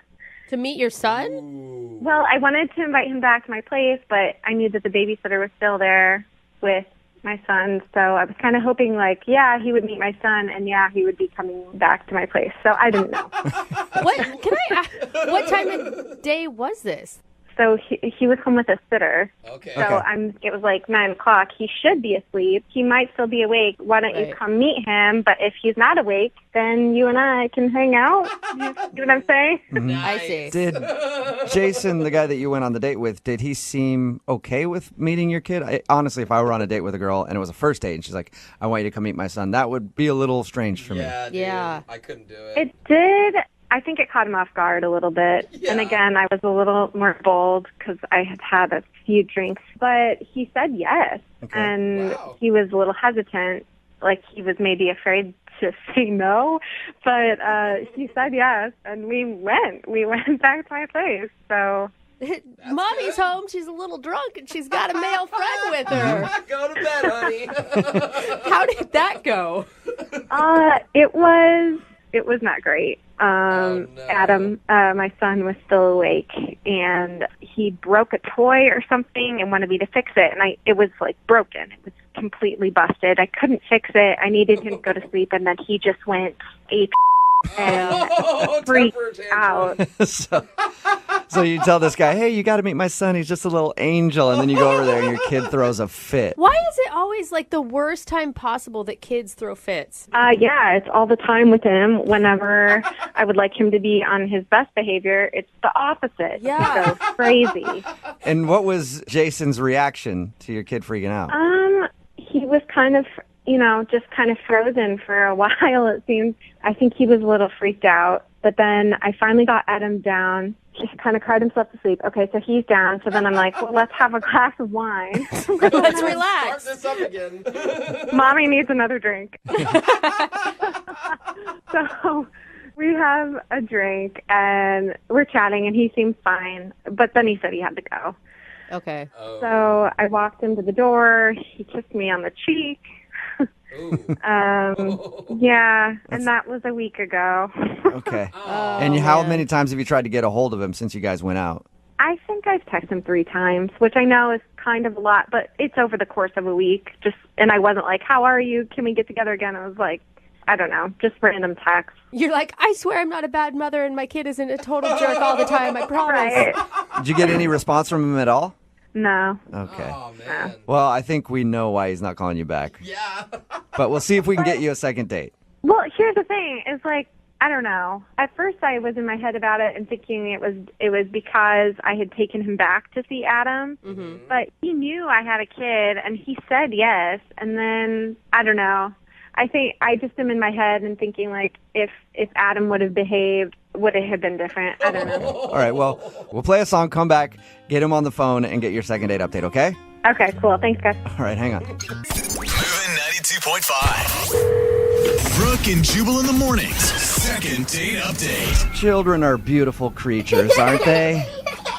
Just listen to It that. makes me happy. You could just listen to that all day long, especially when you're on a first date. That's so awkward. Right in the middle of a second date update, Courtney is on the phone, and she wants us to call a guy named Jason. She thinks Jason might not be calling her back because she actually got a little drunk and decided to introduce him to her son. They went back to her house, he met her kid, and then her child started freaking out about something, and it kind of ruined the date. So that's why she thinks she's not getting a call back. You know, my mom didn't date much when I was a kid at all, really. She was married to your dad.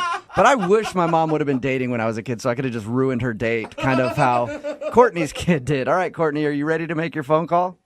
Yeah, I'm ready. Okay. If you got to do it all over again, would you skip the 3-year-old introduction? I think that would be in my favor, yeah. Okay. Yeah. Call it a night early. Just want to make sure you didn't do that on most of your dates. All right, I'm going to dial his phone number right now and find out why he's not calling you back. Okay, thank you. Here we go.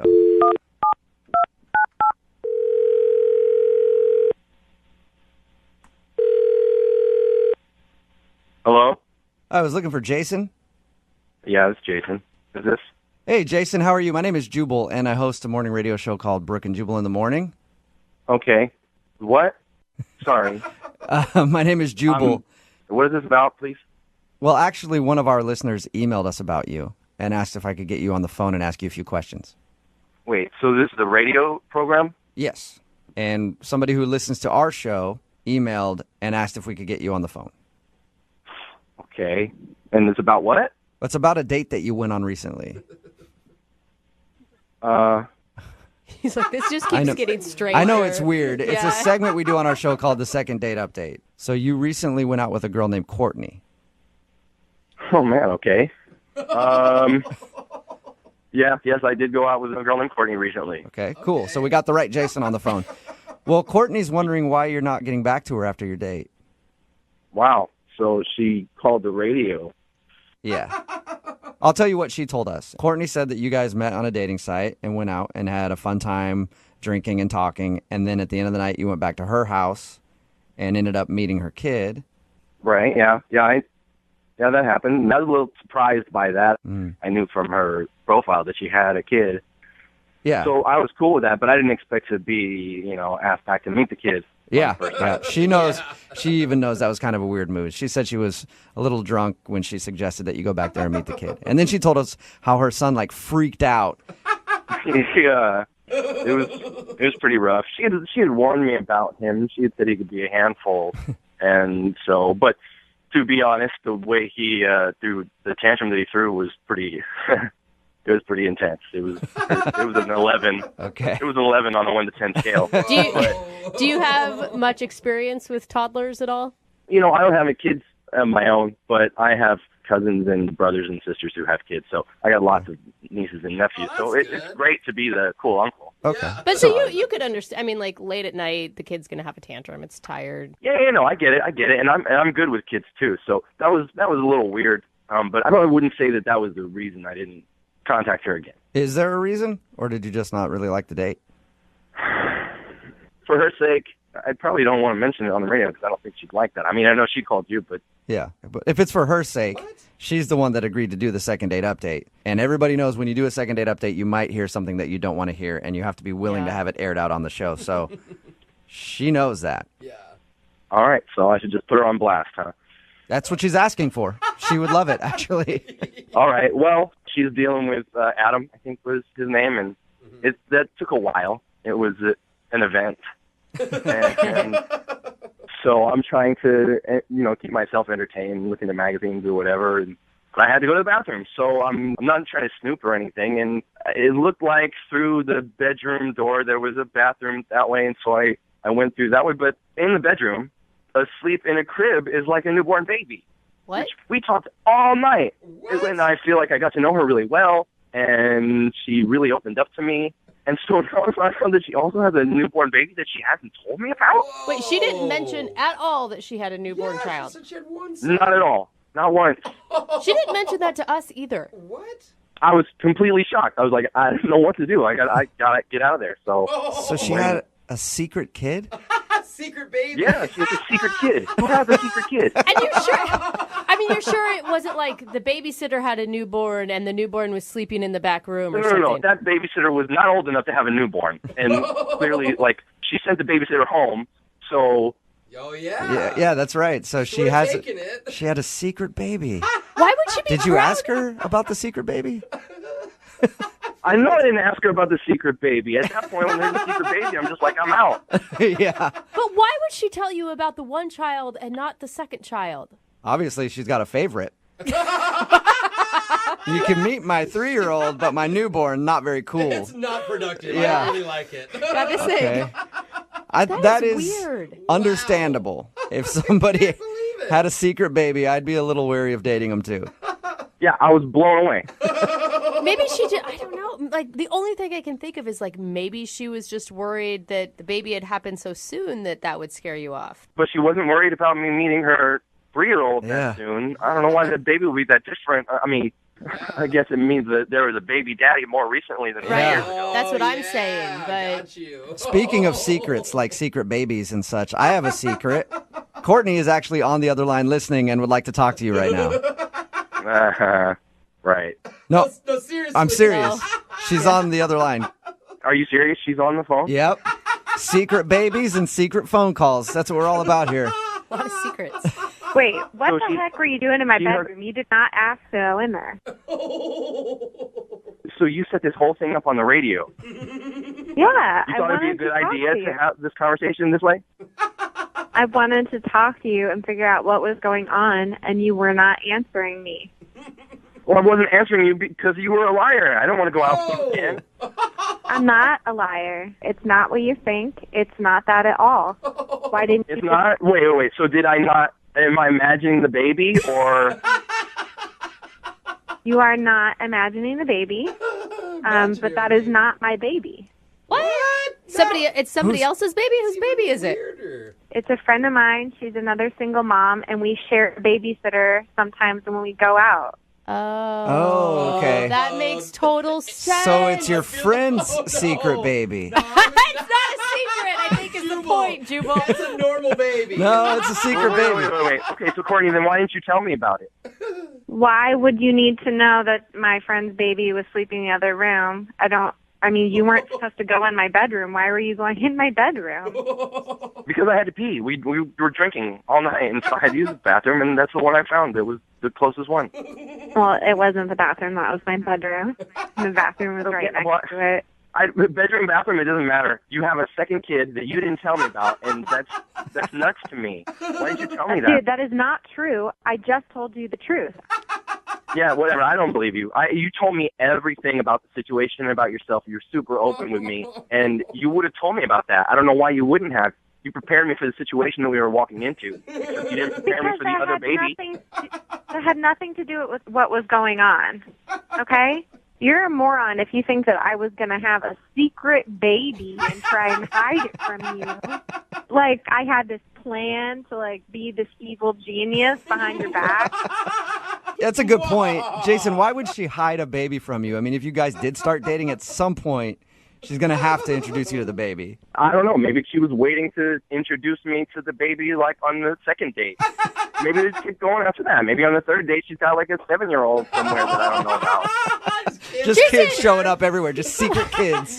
Left and right.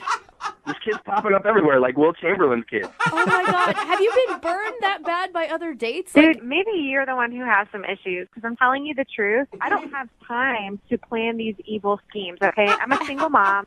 The reason that I share this babysitter is because it's hard. It's really hard to support a kid, so my friend and I do this together, okay? We do it together when we decide to go out and try to get out there in the dating scene. I don't do this often. You seemed like a really great guy, and I wanted to give you a chance. I'm being completely truthful, okay? I don't need you to attack me. I don't need that. I don't have time for that in my life, okay?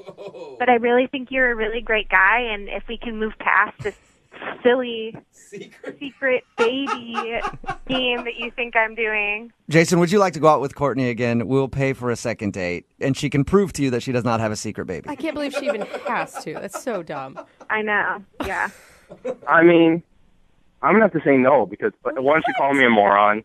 Two, You are being a moron. I spent a few hours with her that night, and if I had to make a guess on whether she was telling the truth right now or not, I would say probably not. So you still... Wow. No. You still think she's lying about the baby? Gosh. Well, I also think that maybe the fact that she called a radio show makes me think she wants attention a little bit. And Or maybe you have communication problems and you should answer your text back. Like a grown-ass man. all right, well, I happen to think I'm a really good person, a really good judge of character, so I'm sorry that you think that. But A little paranoid, maybe. Yeah. Good person. A little bit. A little paranoid. Jason, thank you for your time. yeah, thank you for your time. This is a great way to spend my morning. Sorry you were ambushed with a secret baby. Hate those secret babies. Courtney, well, I'm sorry. No second date for you. His loss. It's totally fine. Yeah. You know, the one thing I learned in all this is I guess I should have posted my secret baby to my dating profile. Yeah. Use that in your dating profile, in your bio section. I have a 3-year-old and a secret baby. Pretty awesome. I'd hit you up and ask questions about that. Brooke and Jubal in the morning. Text in at 78592 that says, I'll go on a date with her as long as she's cool with a secret wife. It's Brooke and Jubal in the morning. That's, of course, about the second date update. A girl named Courtney wanted to call a dude named Jason that she went out with. They hung out, drank a little bit, went back to her place. He already knew that she had a kid. When they got back to her place, the kid was kind of out of control. And that's what she thought the problem was. that he saw the kid and was like, oh man, that kid is a hell child. Yeah. I don't want to have to deal with him. Monster. But it turns out he thought she had a secret baby. She did kind of. He still Apparently- thinks that. He went to go use the bathroom, didn't know where it was, opened the door to her room, and there was a crib in there, and he's like, oh my God, she has another kid she didn't tell me about. She swears that she does like a babysitter share with her friend, and that was her friend's kid. But throughout the whole second date update, he didn't believe her at all and still accused her of having a secret baby that she didn't tell him about. Oh my God, it just makes me roll my eyes. Why would she admit the 3-year-old and keep the baby a secret? That makes no sense at all. I don't know, secret baby or not, I couldn't do it. If there's just babies all around, Dude, that it's just whole not time. her detracts baby. me. And they're babysitting sharing. Like, that's so I get it. genius. Yeah, And of course. no but matter I what, don't though, know. he would not buy it. He's like, yeah, whatever. That's a secret baby. I know it. And it was like a newer baby, too. You'd think that if she just had a kid, Yeah. she wouldn't be in the dating world. But Of course. I don't know. Hey, I don't know Whatever how she people needs with to secret do. babies act, you know? I don't know. They have a lot of secrets. As someone brought up on the text board, as long as there was no secret baby daddy that was still in the picture. Right? Remember, if you want to do a second date update, all you have to do is email the show, and we will call the person who didn't call you back. Moving 92.5.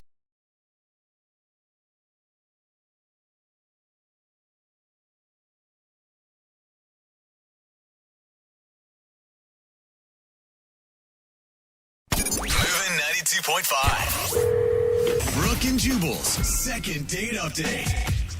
What do you do when you've exhausted all options in the dating world? Oof. When plenty of fish has thrown you back? That's so sad. And you've swiped so many times, you reach the end of Tinder, and then your phone explodes. That's what happens when you get to the end of Tinder.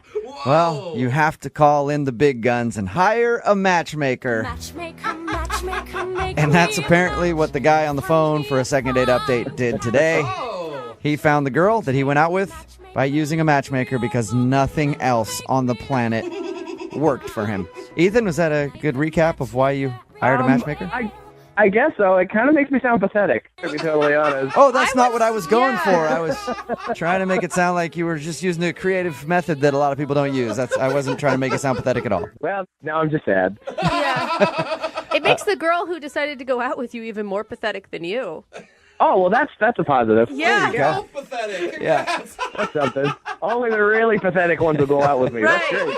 Your email said that you used a matchmaker. I'm just making fun of it because I don't normally see that. Usually it's like online or you meet somebody in person, but why hire a matchmaker? You know, you mentioned Tinder and stuff like that, and I feel like even when people say they're kind of looking for relationships on those kind of sites, they're really not. Right. And I'm kind of over just going on dates. I want to find something serious. I got all that out of my system, you know, Right. and I want to settle down. So I don't know a whole lot about matchmakers. Does that mean that the girl is also paying this woman to matchmake her? Yeah, that's the whole point. Yeah, Okay. they find someone who's also using their service who matches you to the best of their ability, and then they get you in touch with each other. Okay. How do they figure out who to match you up with? You have to fill out a profile, and it's a lot like the dating sites online. It's just that this person is more professional and they're more serious, and they're good at sort of figuring out really successfully who your best match is.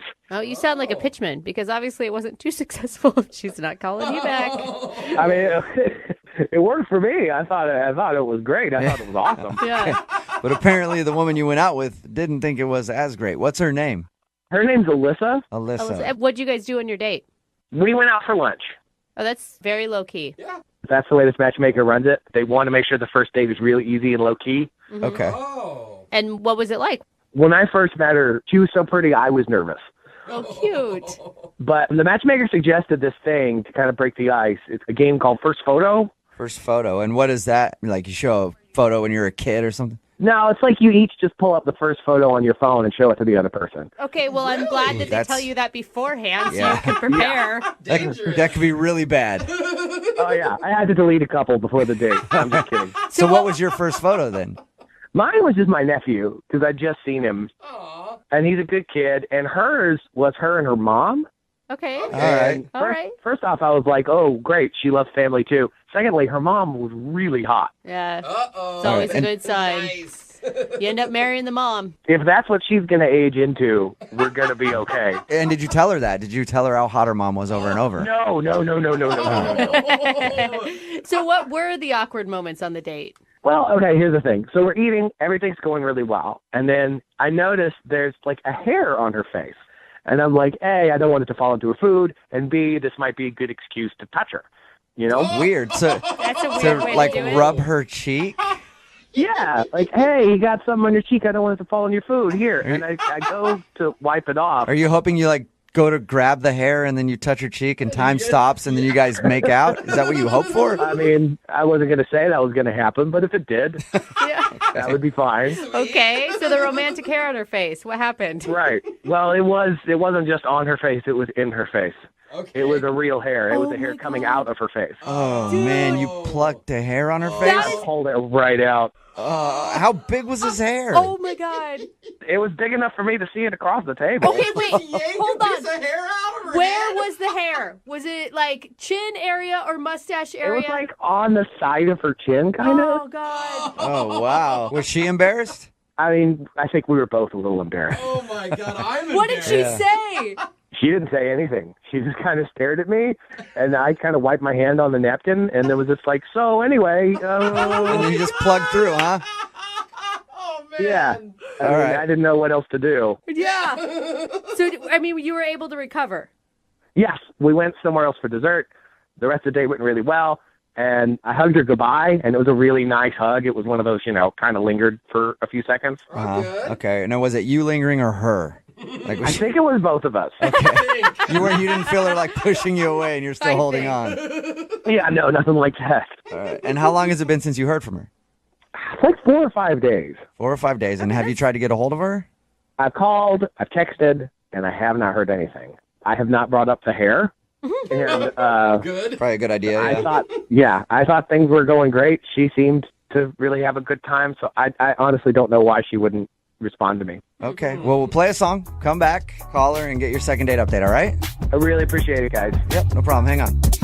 Moving 92.5. Brooke and Jubal in the mornings. Second date update. If you're just tuning in for today's second date update, Ethan is on the phone and he's not getting a call back from a girl named Alyssa. And I'm actually really surprised about it because he took her out on a beautiful spa day. For their first date, they went out to lunch and then he plucked her hair from her face. A lot of people, Ethan, pay good money for that. You should have maybe even grabbed some cucumbers at the restaurant and threw them on her eyes and just act like, hey, spa day, out of the blue. Well, if we can get a hold of her, maybe I'll tell her that. All right. I did it for free. Yeah, if you missed the first part. Ethan thinks he's not getting a call back because while they were eating lunch, he reached over to remove what he thought was a stray hair from her chin. Oh, God, huge and mistake. the hair was attached, and he ended up plucking a hair from her face. And it was awkward for a while, but he does say the date ended with a nice hug, and it's been about 4 or 5 days since she hasn't been responding to him. So we're going to call and find out why in just a second. In retrospect, Ethan, do you wish you would have apologized or made a statement about the hair? Like, I don't know, maybe, maybe that's what I did wrong. Maybe I'm not bringing it up and trying to be polite. I actually made it worse. I don't know. Right. Yeah, maybe she's just embarrassed, or maybe she's just mad that you took her hair and never gave it back. You owe me Yeah. a hair. Big jerk. All right. Well, I'm going to dial her phone number right now and see if we can figure out why she's not getting back to you, okay? Okay, great. All right, man. Here we go.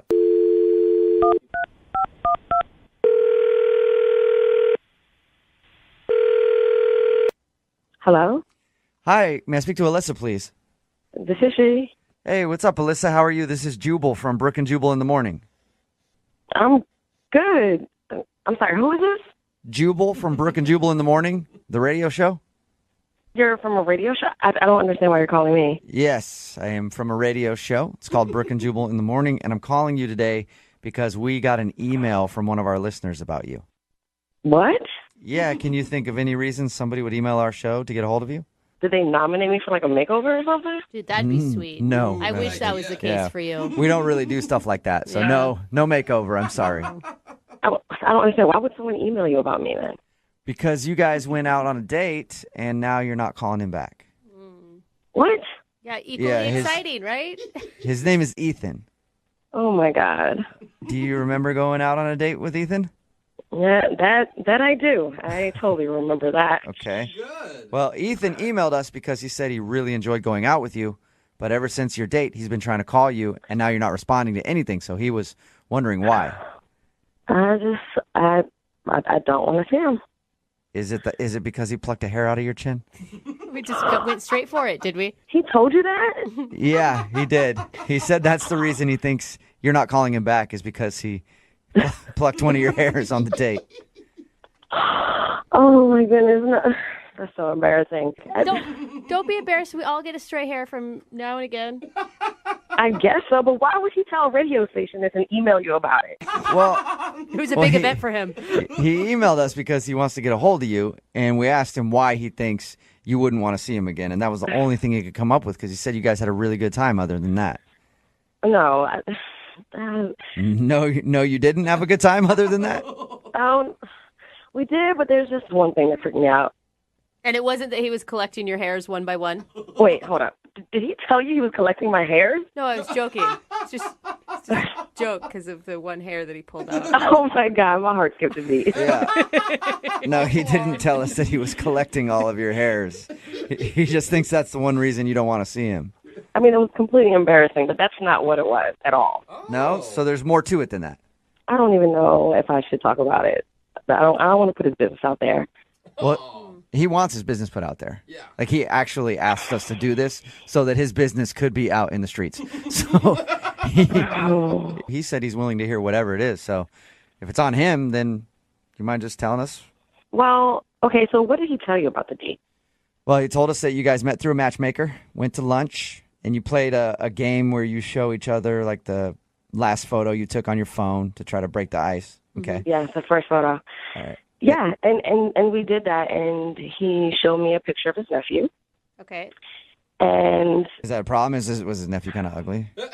No, his nephew was cute. Okay. Deal breaker for me. Yeah. I never want to mix my jeans with that line. Yeah.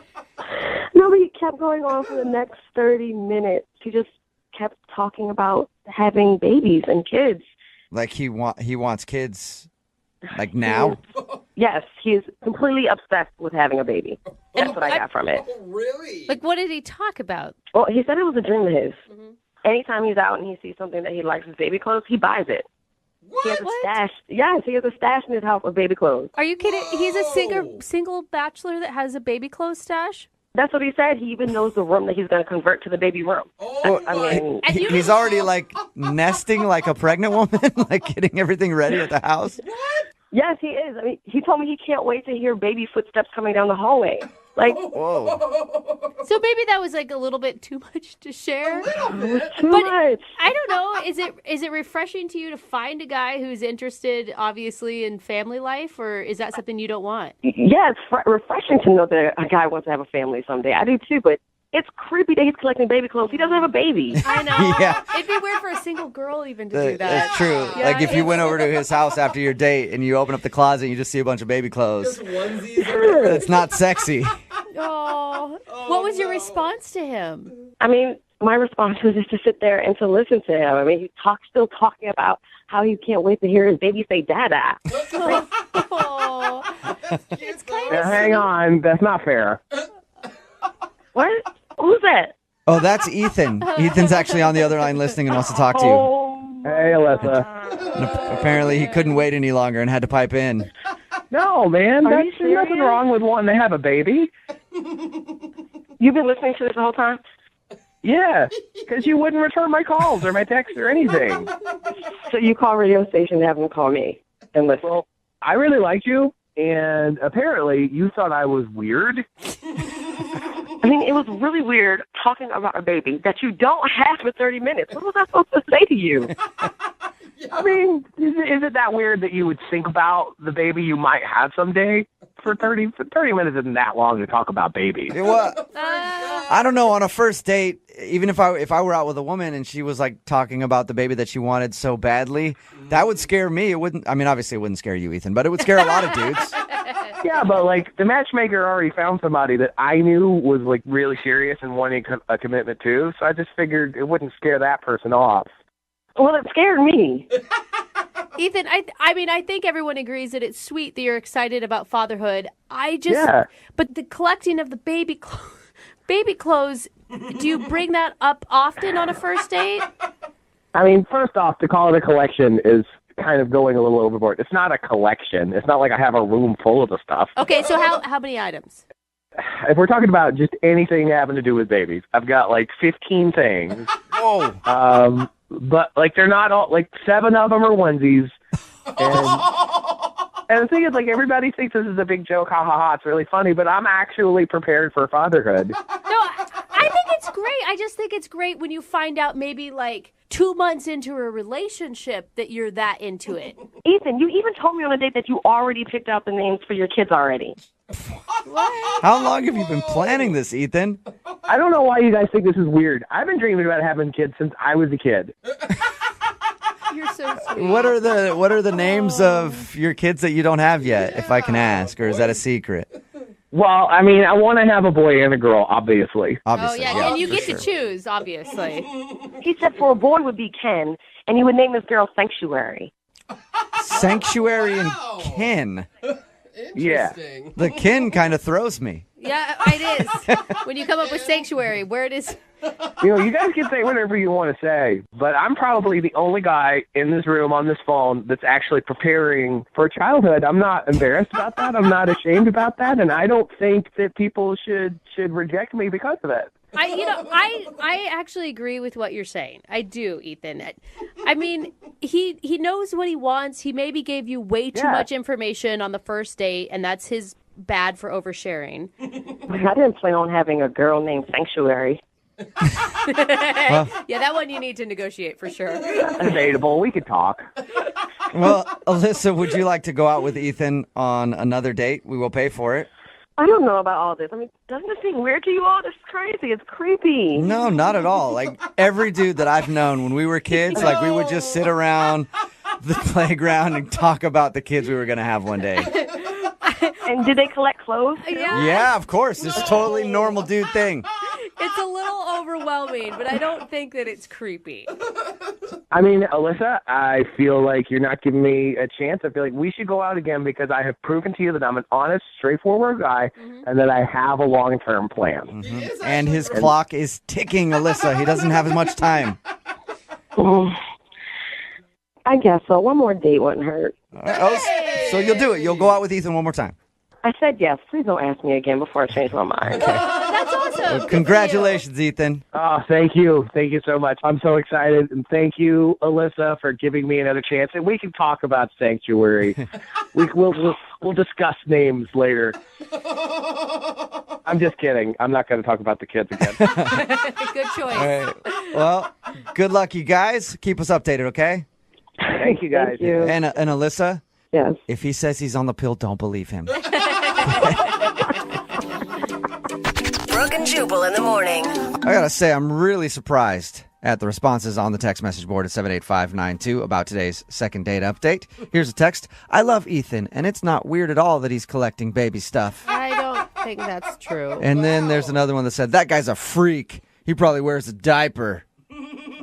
If you missed today's second date update, Ethan wanted to call Alyssa. She wasn't calling back after their date. We got her on the phone and found out why. It's because he revealed to her that he collects baby clothes and has like a whole room already set up for when he has a baby. He doesn't have a baby. He just wants to be a dad really, really bad. And he's already started planning everything, including baby names and so on. And she was like, that's a little strange. And she didn't want to call him back. But a lot of people texting in at 78592 say it's not weird at all. Here's the thing. Being excited about parenthood, awesome. Revealing on the first date that you have all of these things already planned out, totally strange. Yeah. That'd be as a woman, you have some weird bridal, collection that you've been hoarding and you bring it with you on a first date. We actually got a text from someone at 78592 said, I am a woman and I have baby clothes and all that kind of stuff, but I wouldn't bring it up on a first date. So I guess that's the weird part. Remember, if you want to do a second date update, all you have to do is email the show and we will call the person who didn't call you back. Moving 92.5.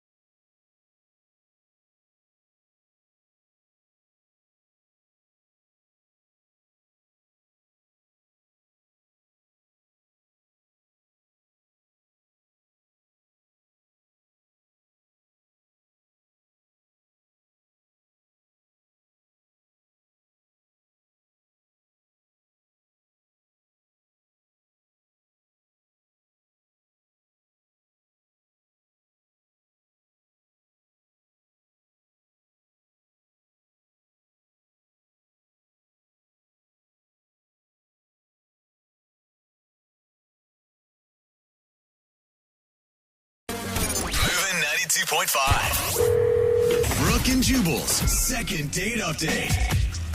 This show is not sponsored by Tinder, you know, the dating app. Yeah. But I feel like because of the second date updates, they should probably sign on as a sponsor. You think? Since Tinder has erupted on the scene, we get so many emails for second date updates from people who have met off of Tinder. Just like today's second dater, Derek, who is on the phone. He met the girl that he wants us to call today on Tinder. What's up, dude? How are you?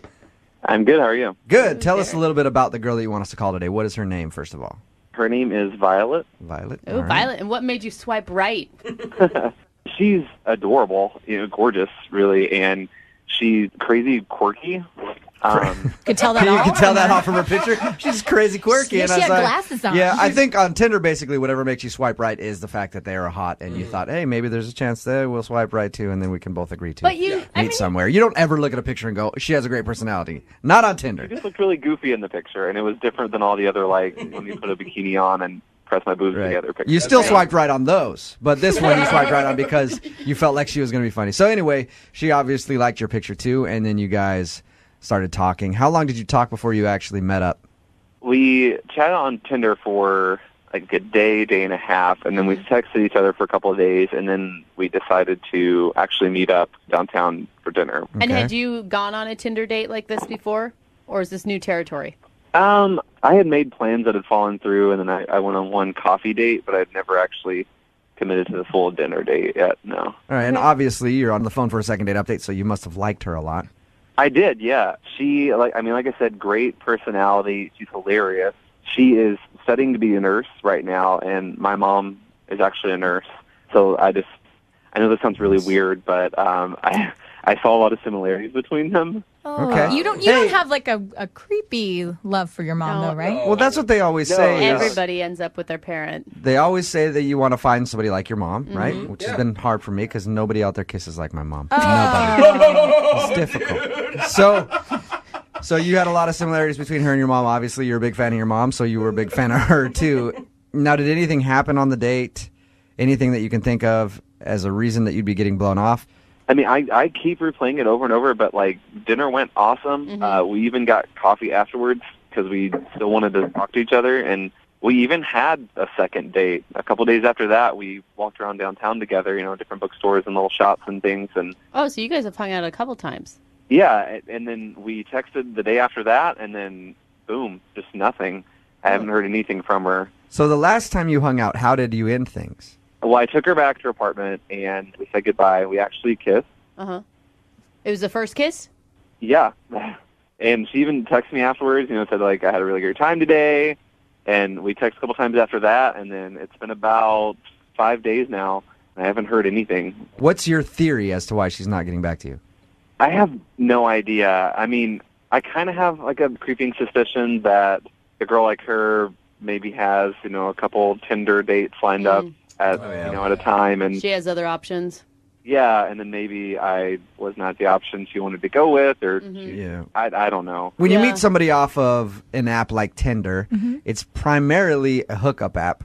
Some people meet dates off it, but it's primarily that's what it's used for. So if I met somebody off that, I'd be thinking the same thing. So that's what you feel like might be going on? Kinda, I guess, but she never really seemed too like preoccupied or anything. So I have no idea. Yeah, that's what I was going to ask you. I was going to ask you if she did anything to make you think that, or that's just what you're assuming. I mean, she was on her phone a lot, but no more than anyone else our age. So. And hopefully you stayed away from the comparisons to your mom on the first date, right? Oh, yes.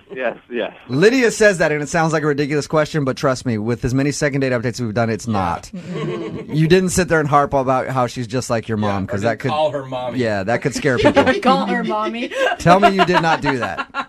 No, I mean, I didn't call her mommy or anything. Okay. That's good. All right, well, we'll play a song, come back, call her, and get your second date update. Perfect. All right, hang on, man. Moving 92.5. Brooke and Jubal in the mornings. Second date update. I've been speculating on what could have gone wrong on Derek's date. Derek is on the phone with us right now for a second date update. He went out with a girl named Violet. They met off of Tinder. They actually hung out a few times, but now she's not calling him back, and he can't think of any reason why. Nothing weird happened, no strange conversations, nothing. Derek, here's what I think you did wrong on your date. You ready? Okay. I think that the fact that you haven't made a move to try to hook up with her has made her go away. Because you met her off of Tinder, and if you meet anybody off of Tinder, you're supposed to have sex with them in the first 5 minutes of meeting them. Is that the time limit? Yeah, and you hung out with her like twice without even really doing anything. You kissed once, but that's it. Do you think that maybe you screwed yourself by trying to be a gentleman? I mean, I guess that's a possibility. I don't know. I didn't think she was that type of girl, but I mean, I guess that could be it. Just goes to show you need to change your way of thinking, Derek. Every girl is that type of girl from now on. All right, whenever you go out. All right, man. I'm about to dial the phone number right now, see if we can get her on the phone, get your second date update. Cool. Thank you guys so much. Okay, here we go. I'm going to dial the phone number right now.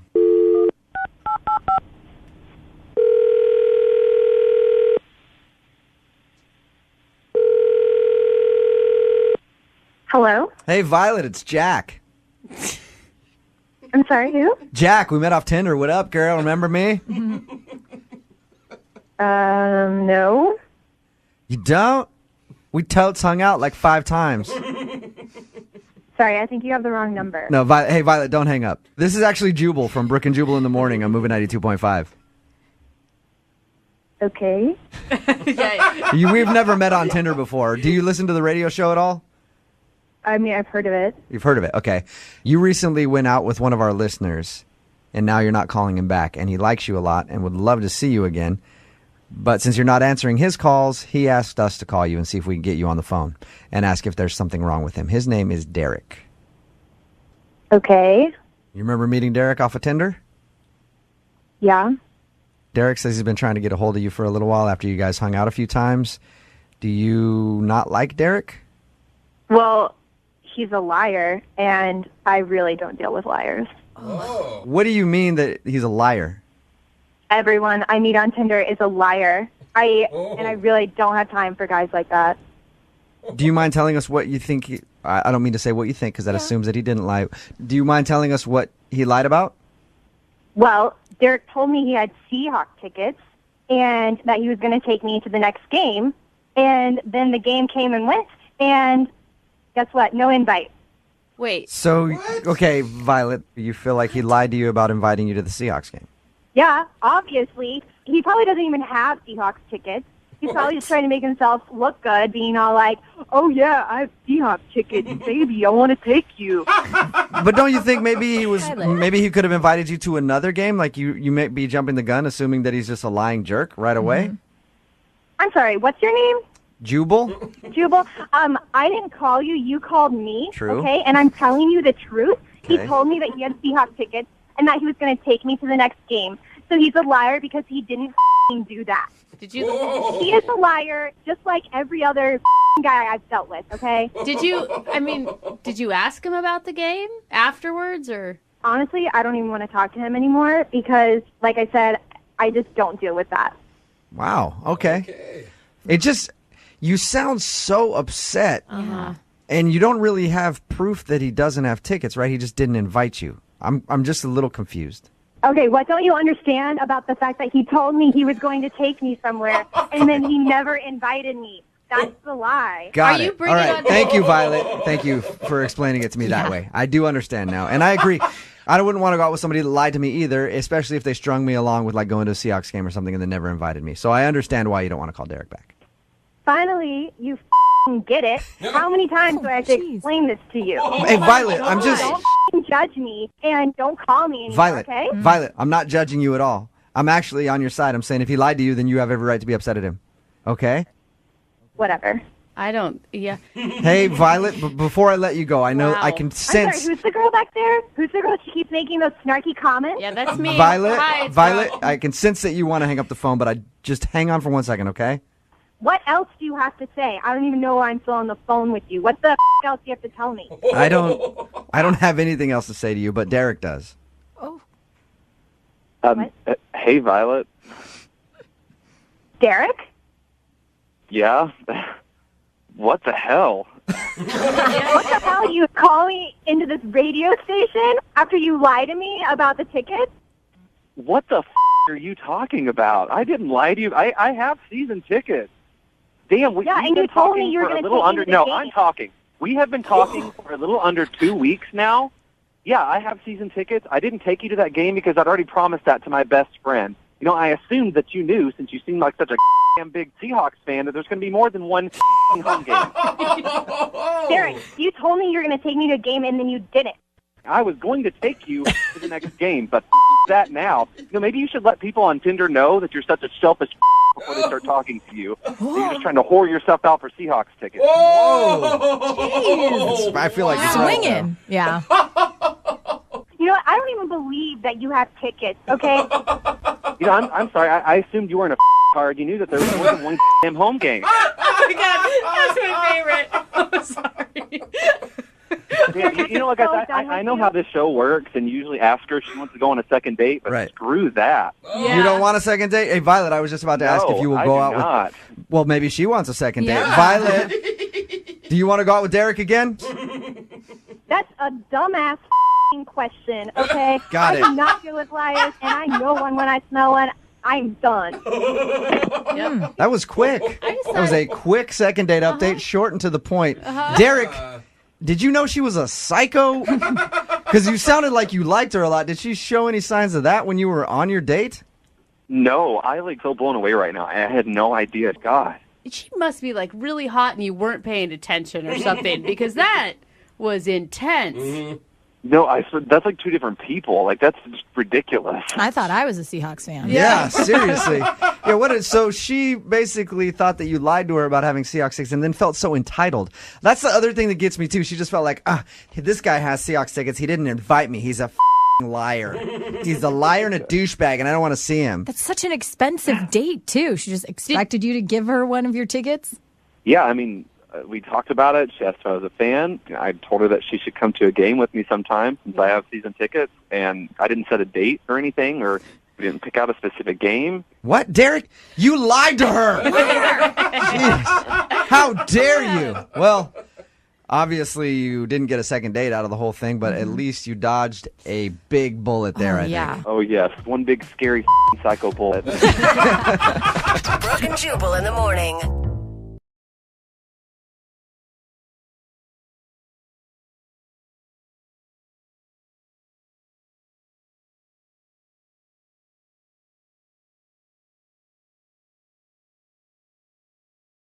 Are you single and feeling out of the loop? Put away that mouse and get out of the house. Join In the Loop, Seattle's brand new activities club just for singles. Go to intheloopsingles.com today. Moving 92.5. Brooke and Jubal's second date update. A lot of my dates have started the same way that the date in today's second date update started.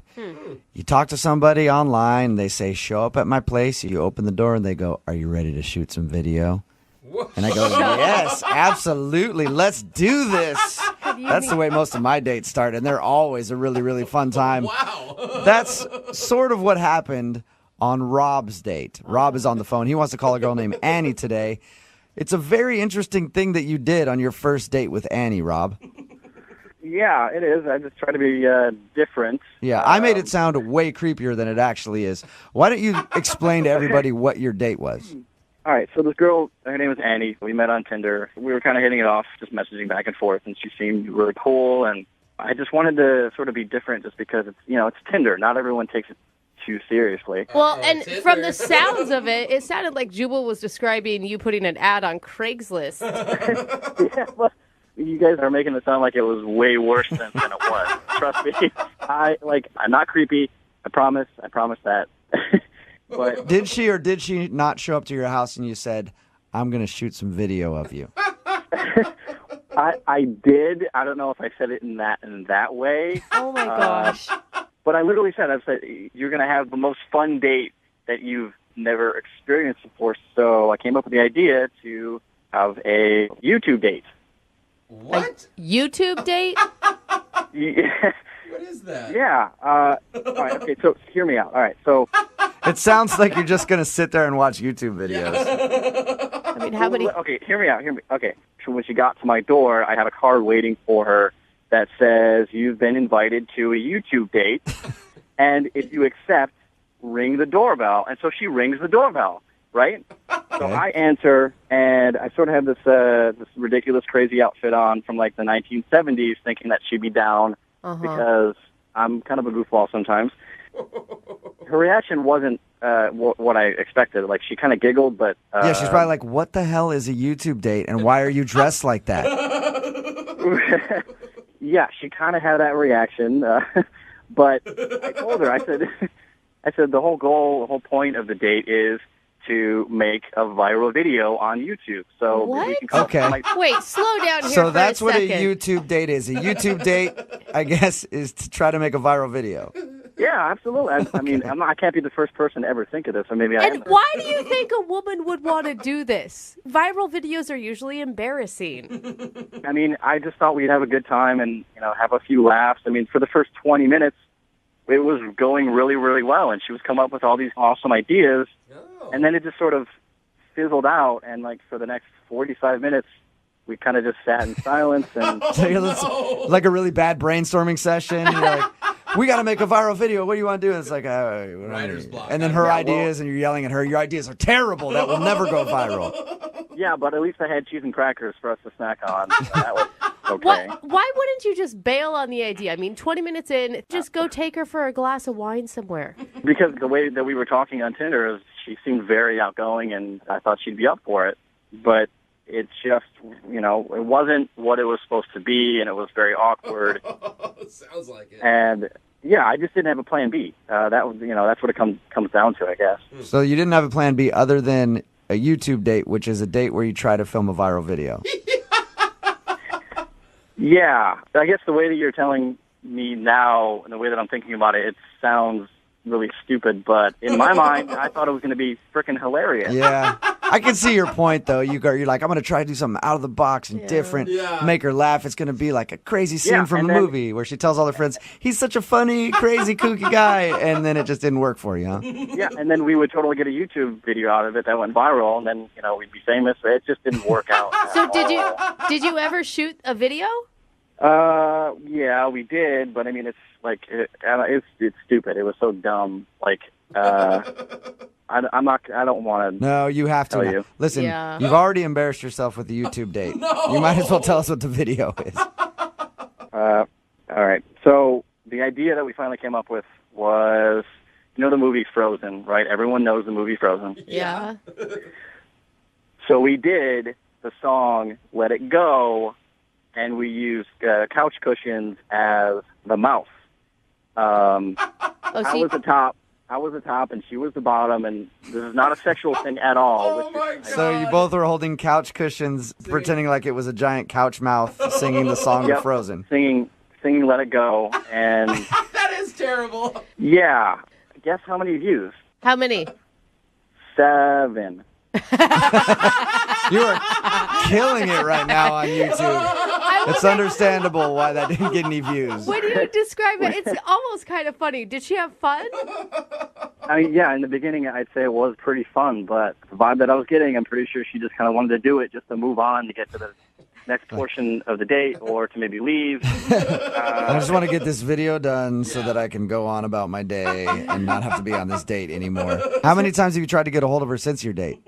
I mean, I've tried to contact her and text her a few different times, but Yeah. she actually hasn't responded at all. And I'm thinking, I mean, did I screw it up with the YouTube date? I guess that's what I'm asking myself, because she's not responding. And I'm guessing that she probably didn't share that YouTube video on like her Facebook page or anything. Well, Brooke, I didn't even share that YouTube video, so if you can imagine if I didn't, then it's not my best work. All right, well, play a song, come back, call her, and get your second date update, okay?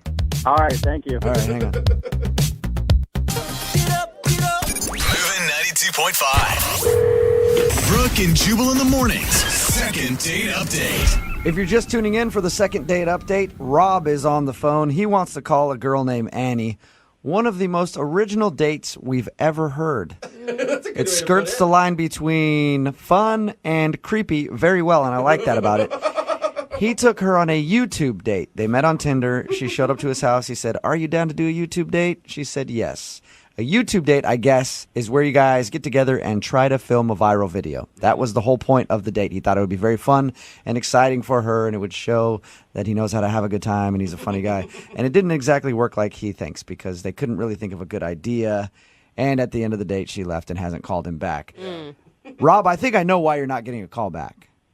Why?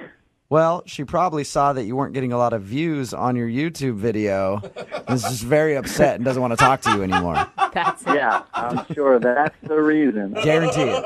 Rob, if you get a chance at a second date, do you just want to do something more normal? Normal? Yeah, that's the word that I was going to say. Yeah, I mean, dinner, no videos, no filming.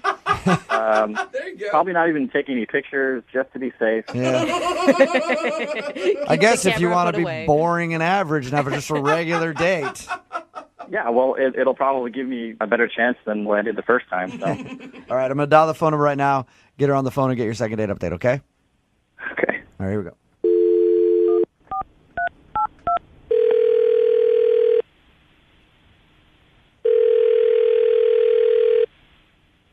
Hello. Hi, may I speak to Annie, please?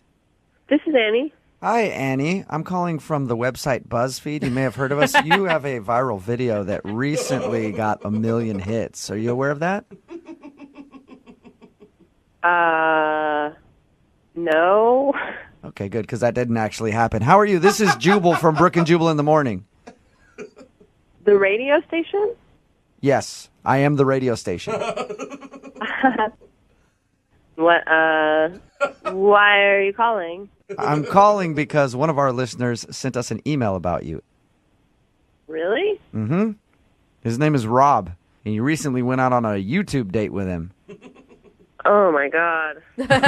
Yeah. Yeah, Rob. She remembers Rob. We talked to Rob, and he told us that it seemed like you had fun trying to film a viral video on your YouTube date, which I told him was a weird idea, by the way.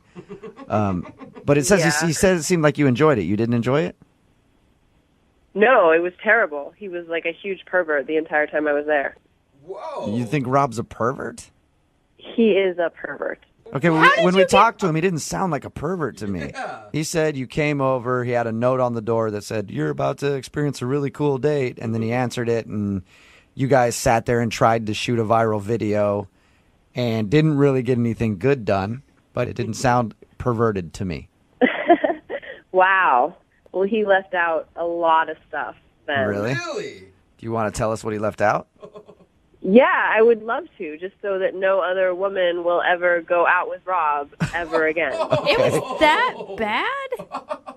Honestly, it sounded like a really fun idea, and I was super into the idea of like making a video. It sounded like creative and fun. Right. But all of these suggestions for the videos he had were so weird and sexual. Really? That it was just like, this guy is a total pervert. Weird and sexual, because he told us that the video that you guys actually filmed was you two holding couch cushions like a mouth singing the song from Frozen.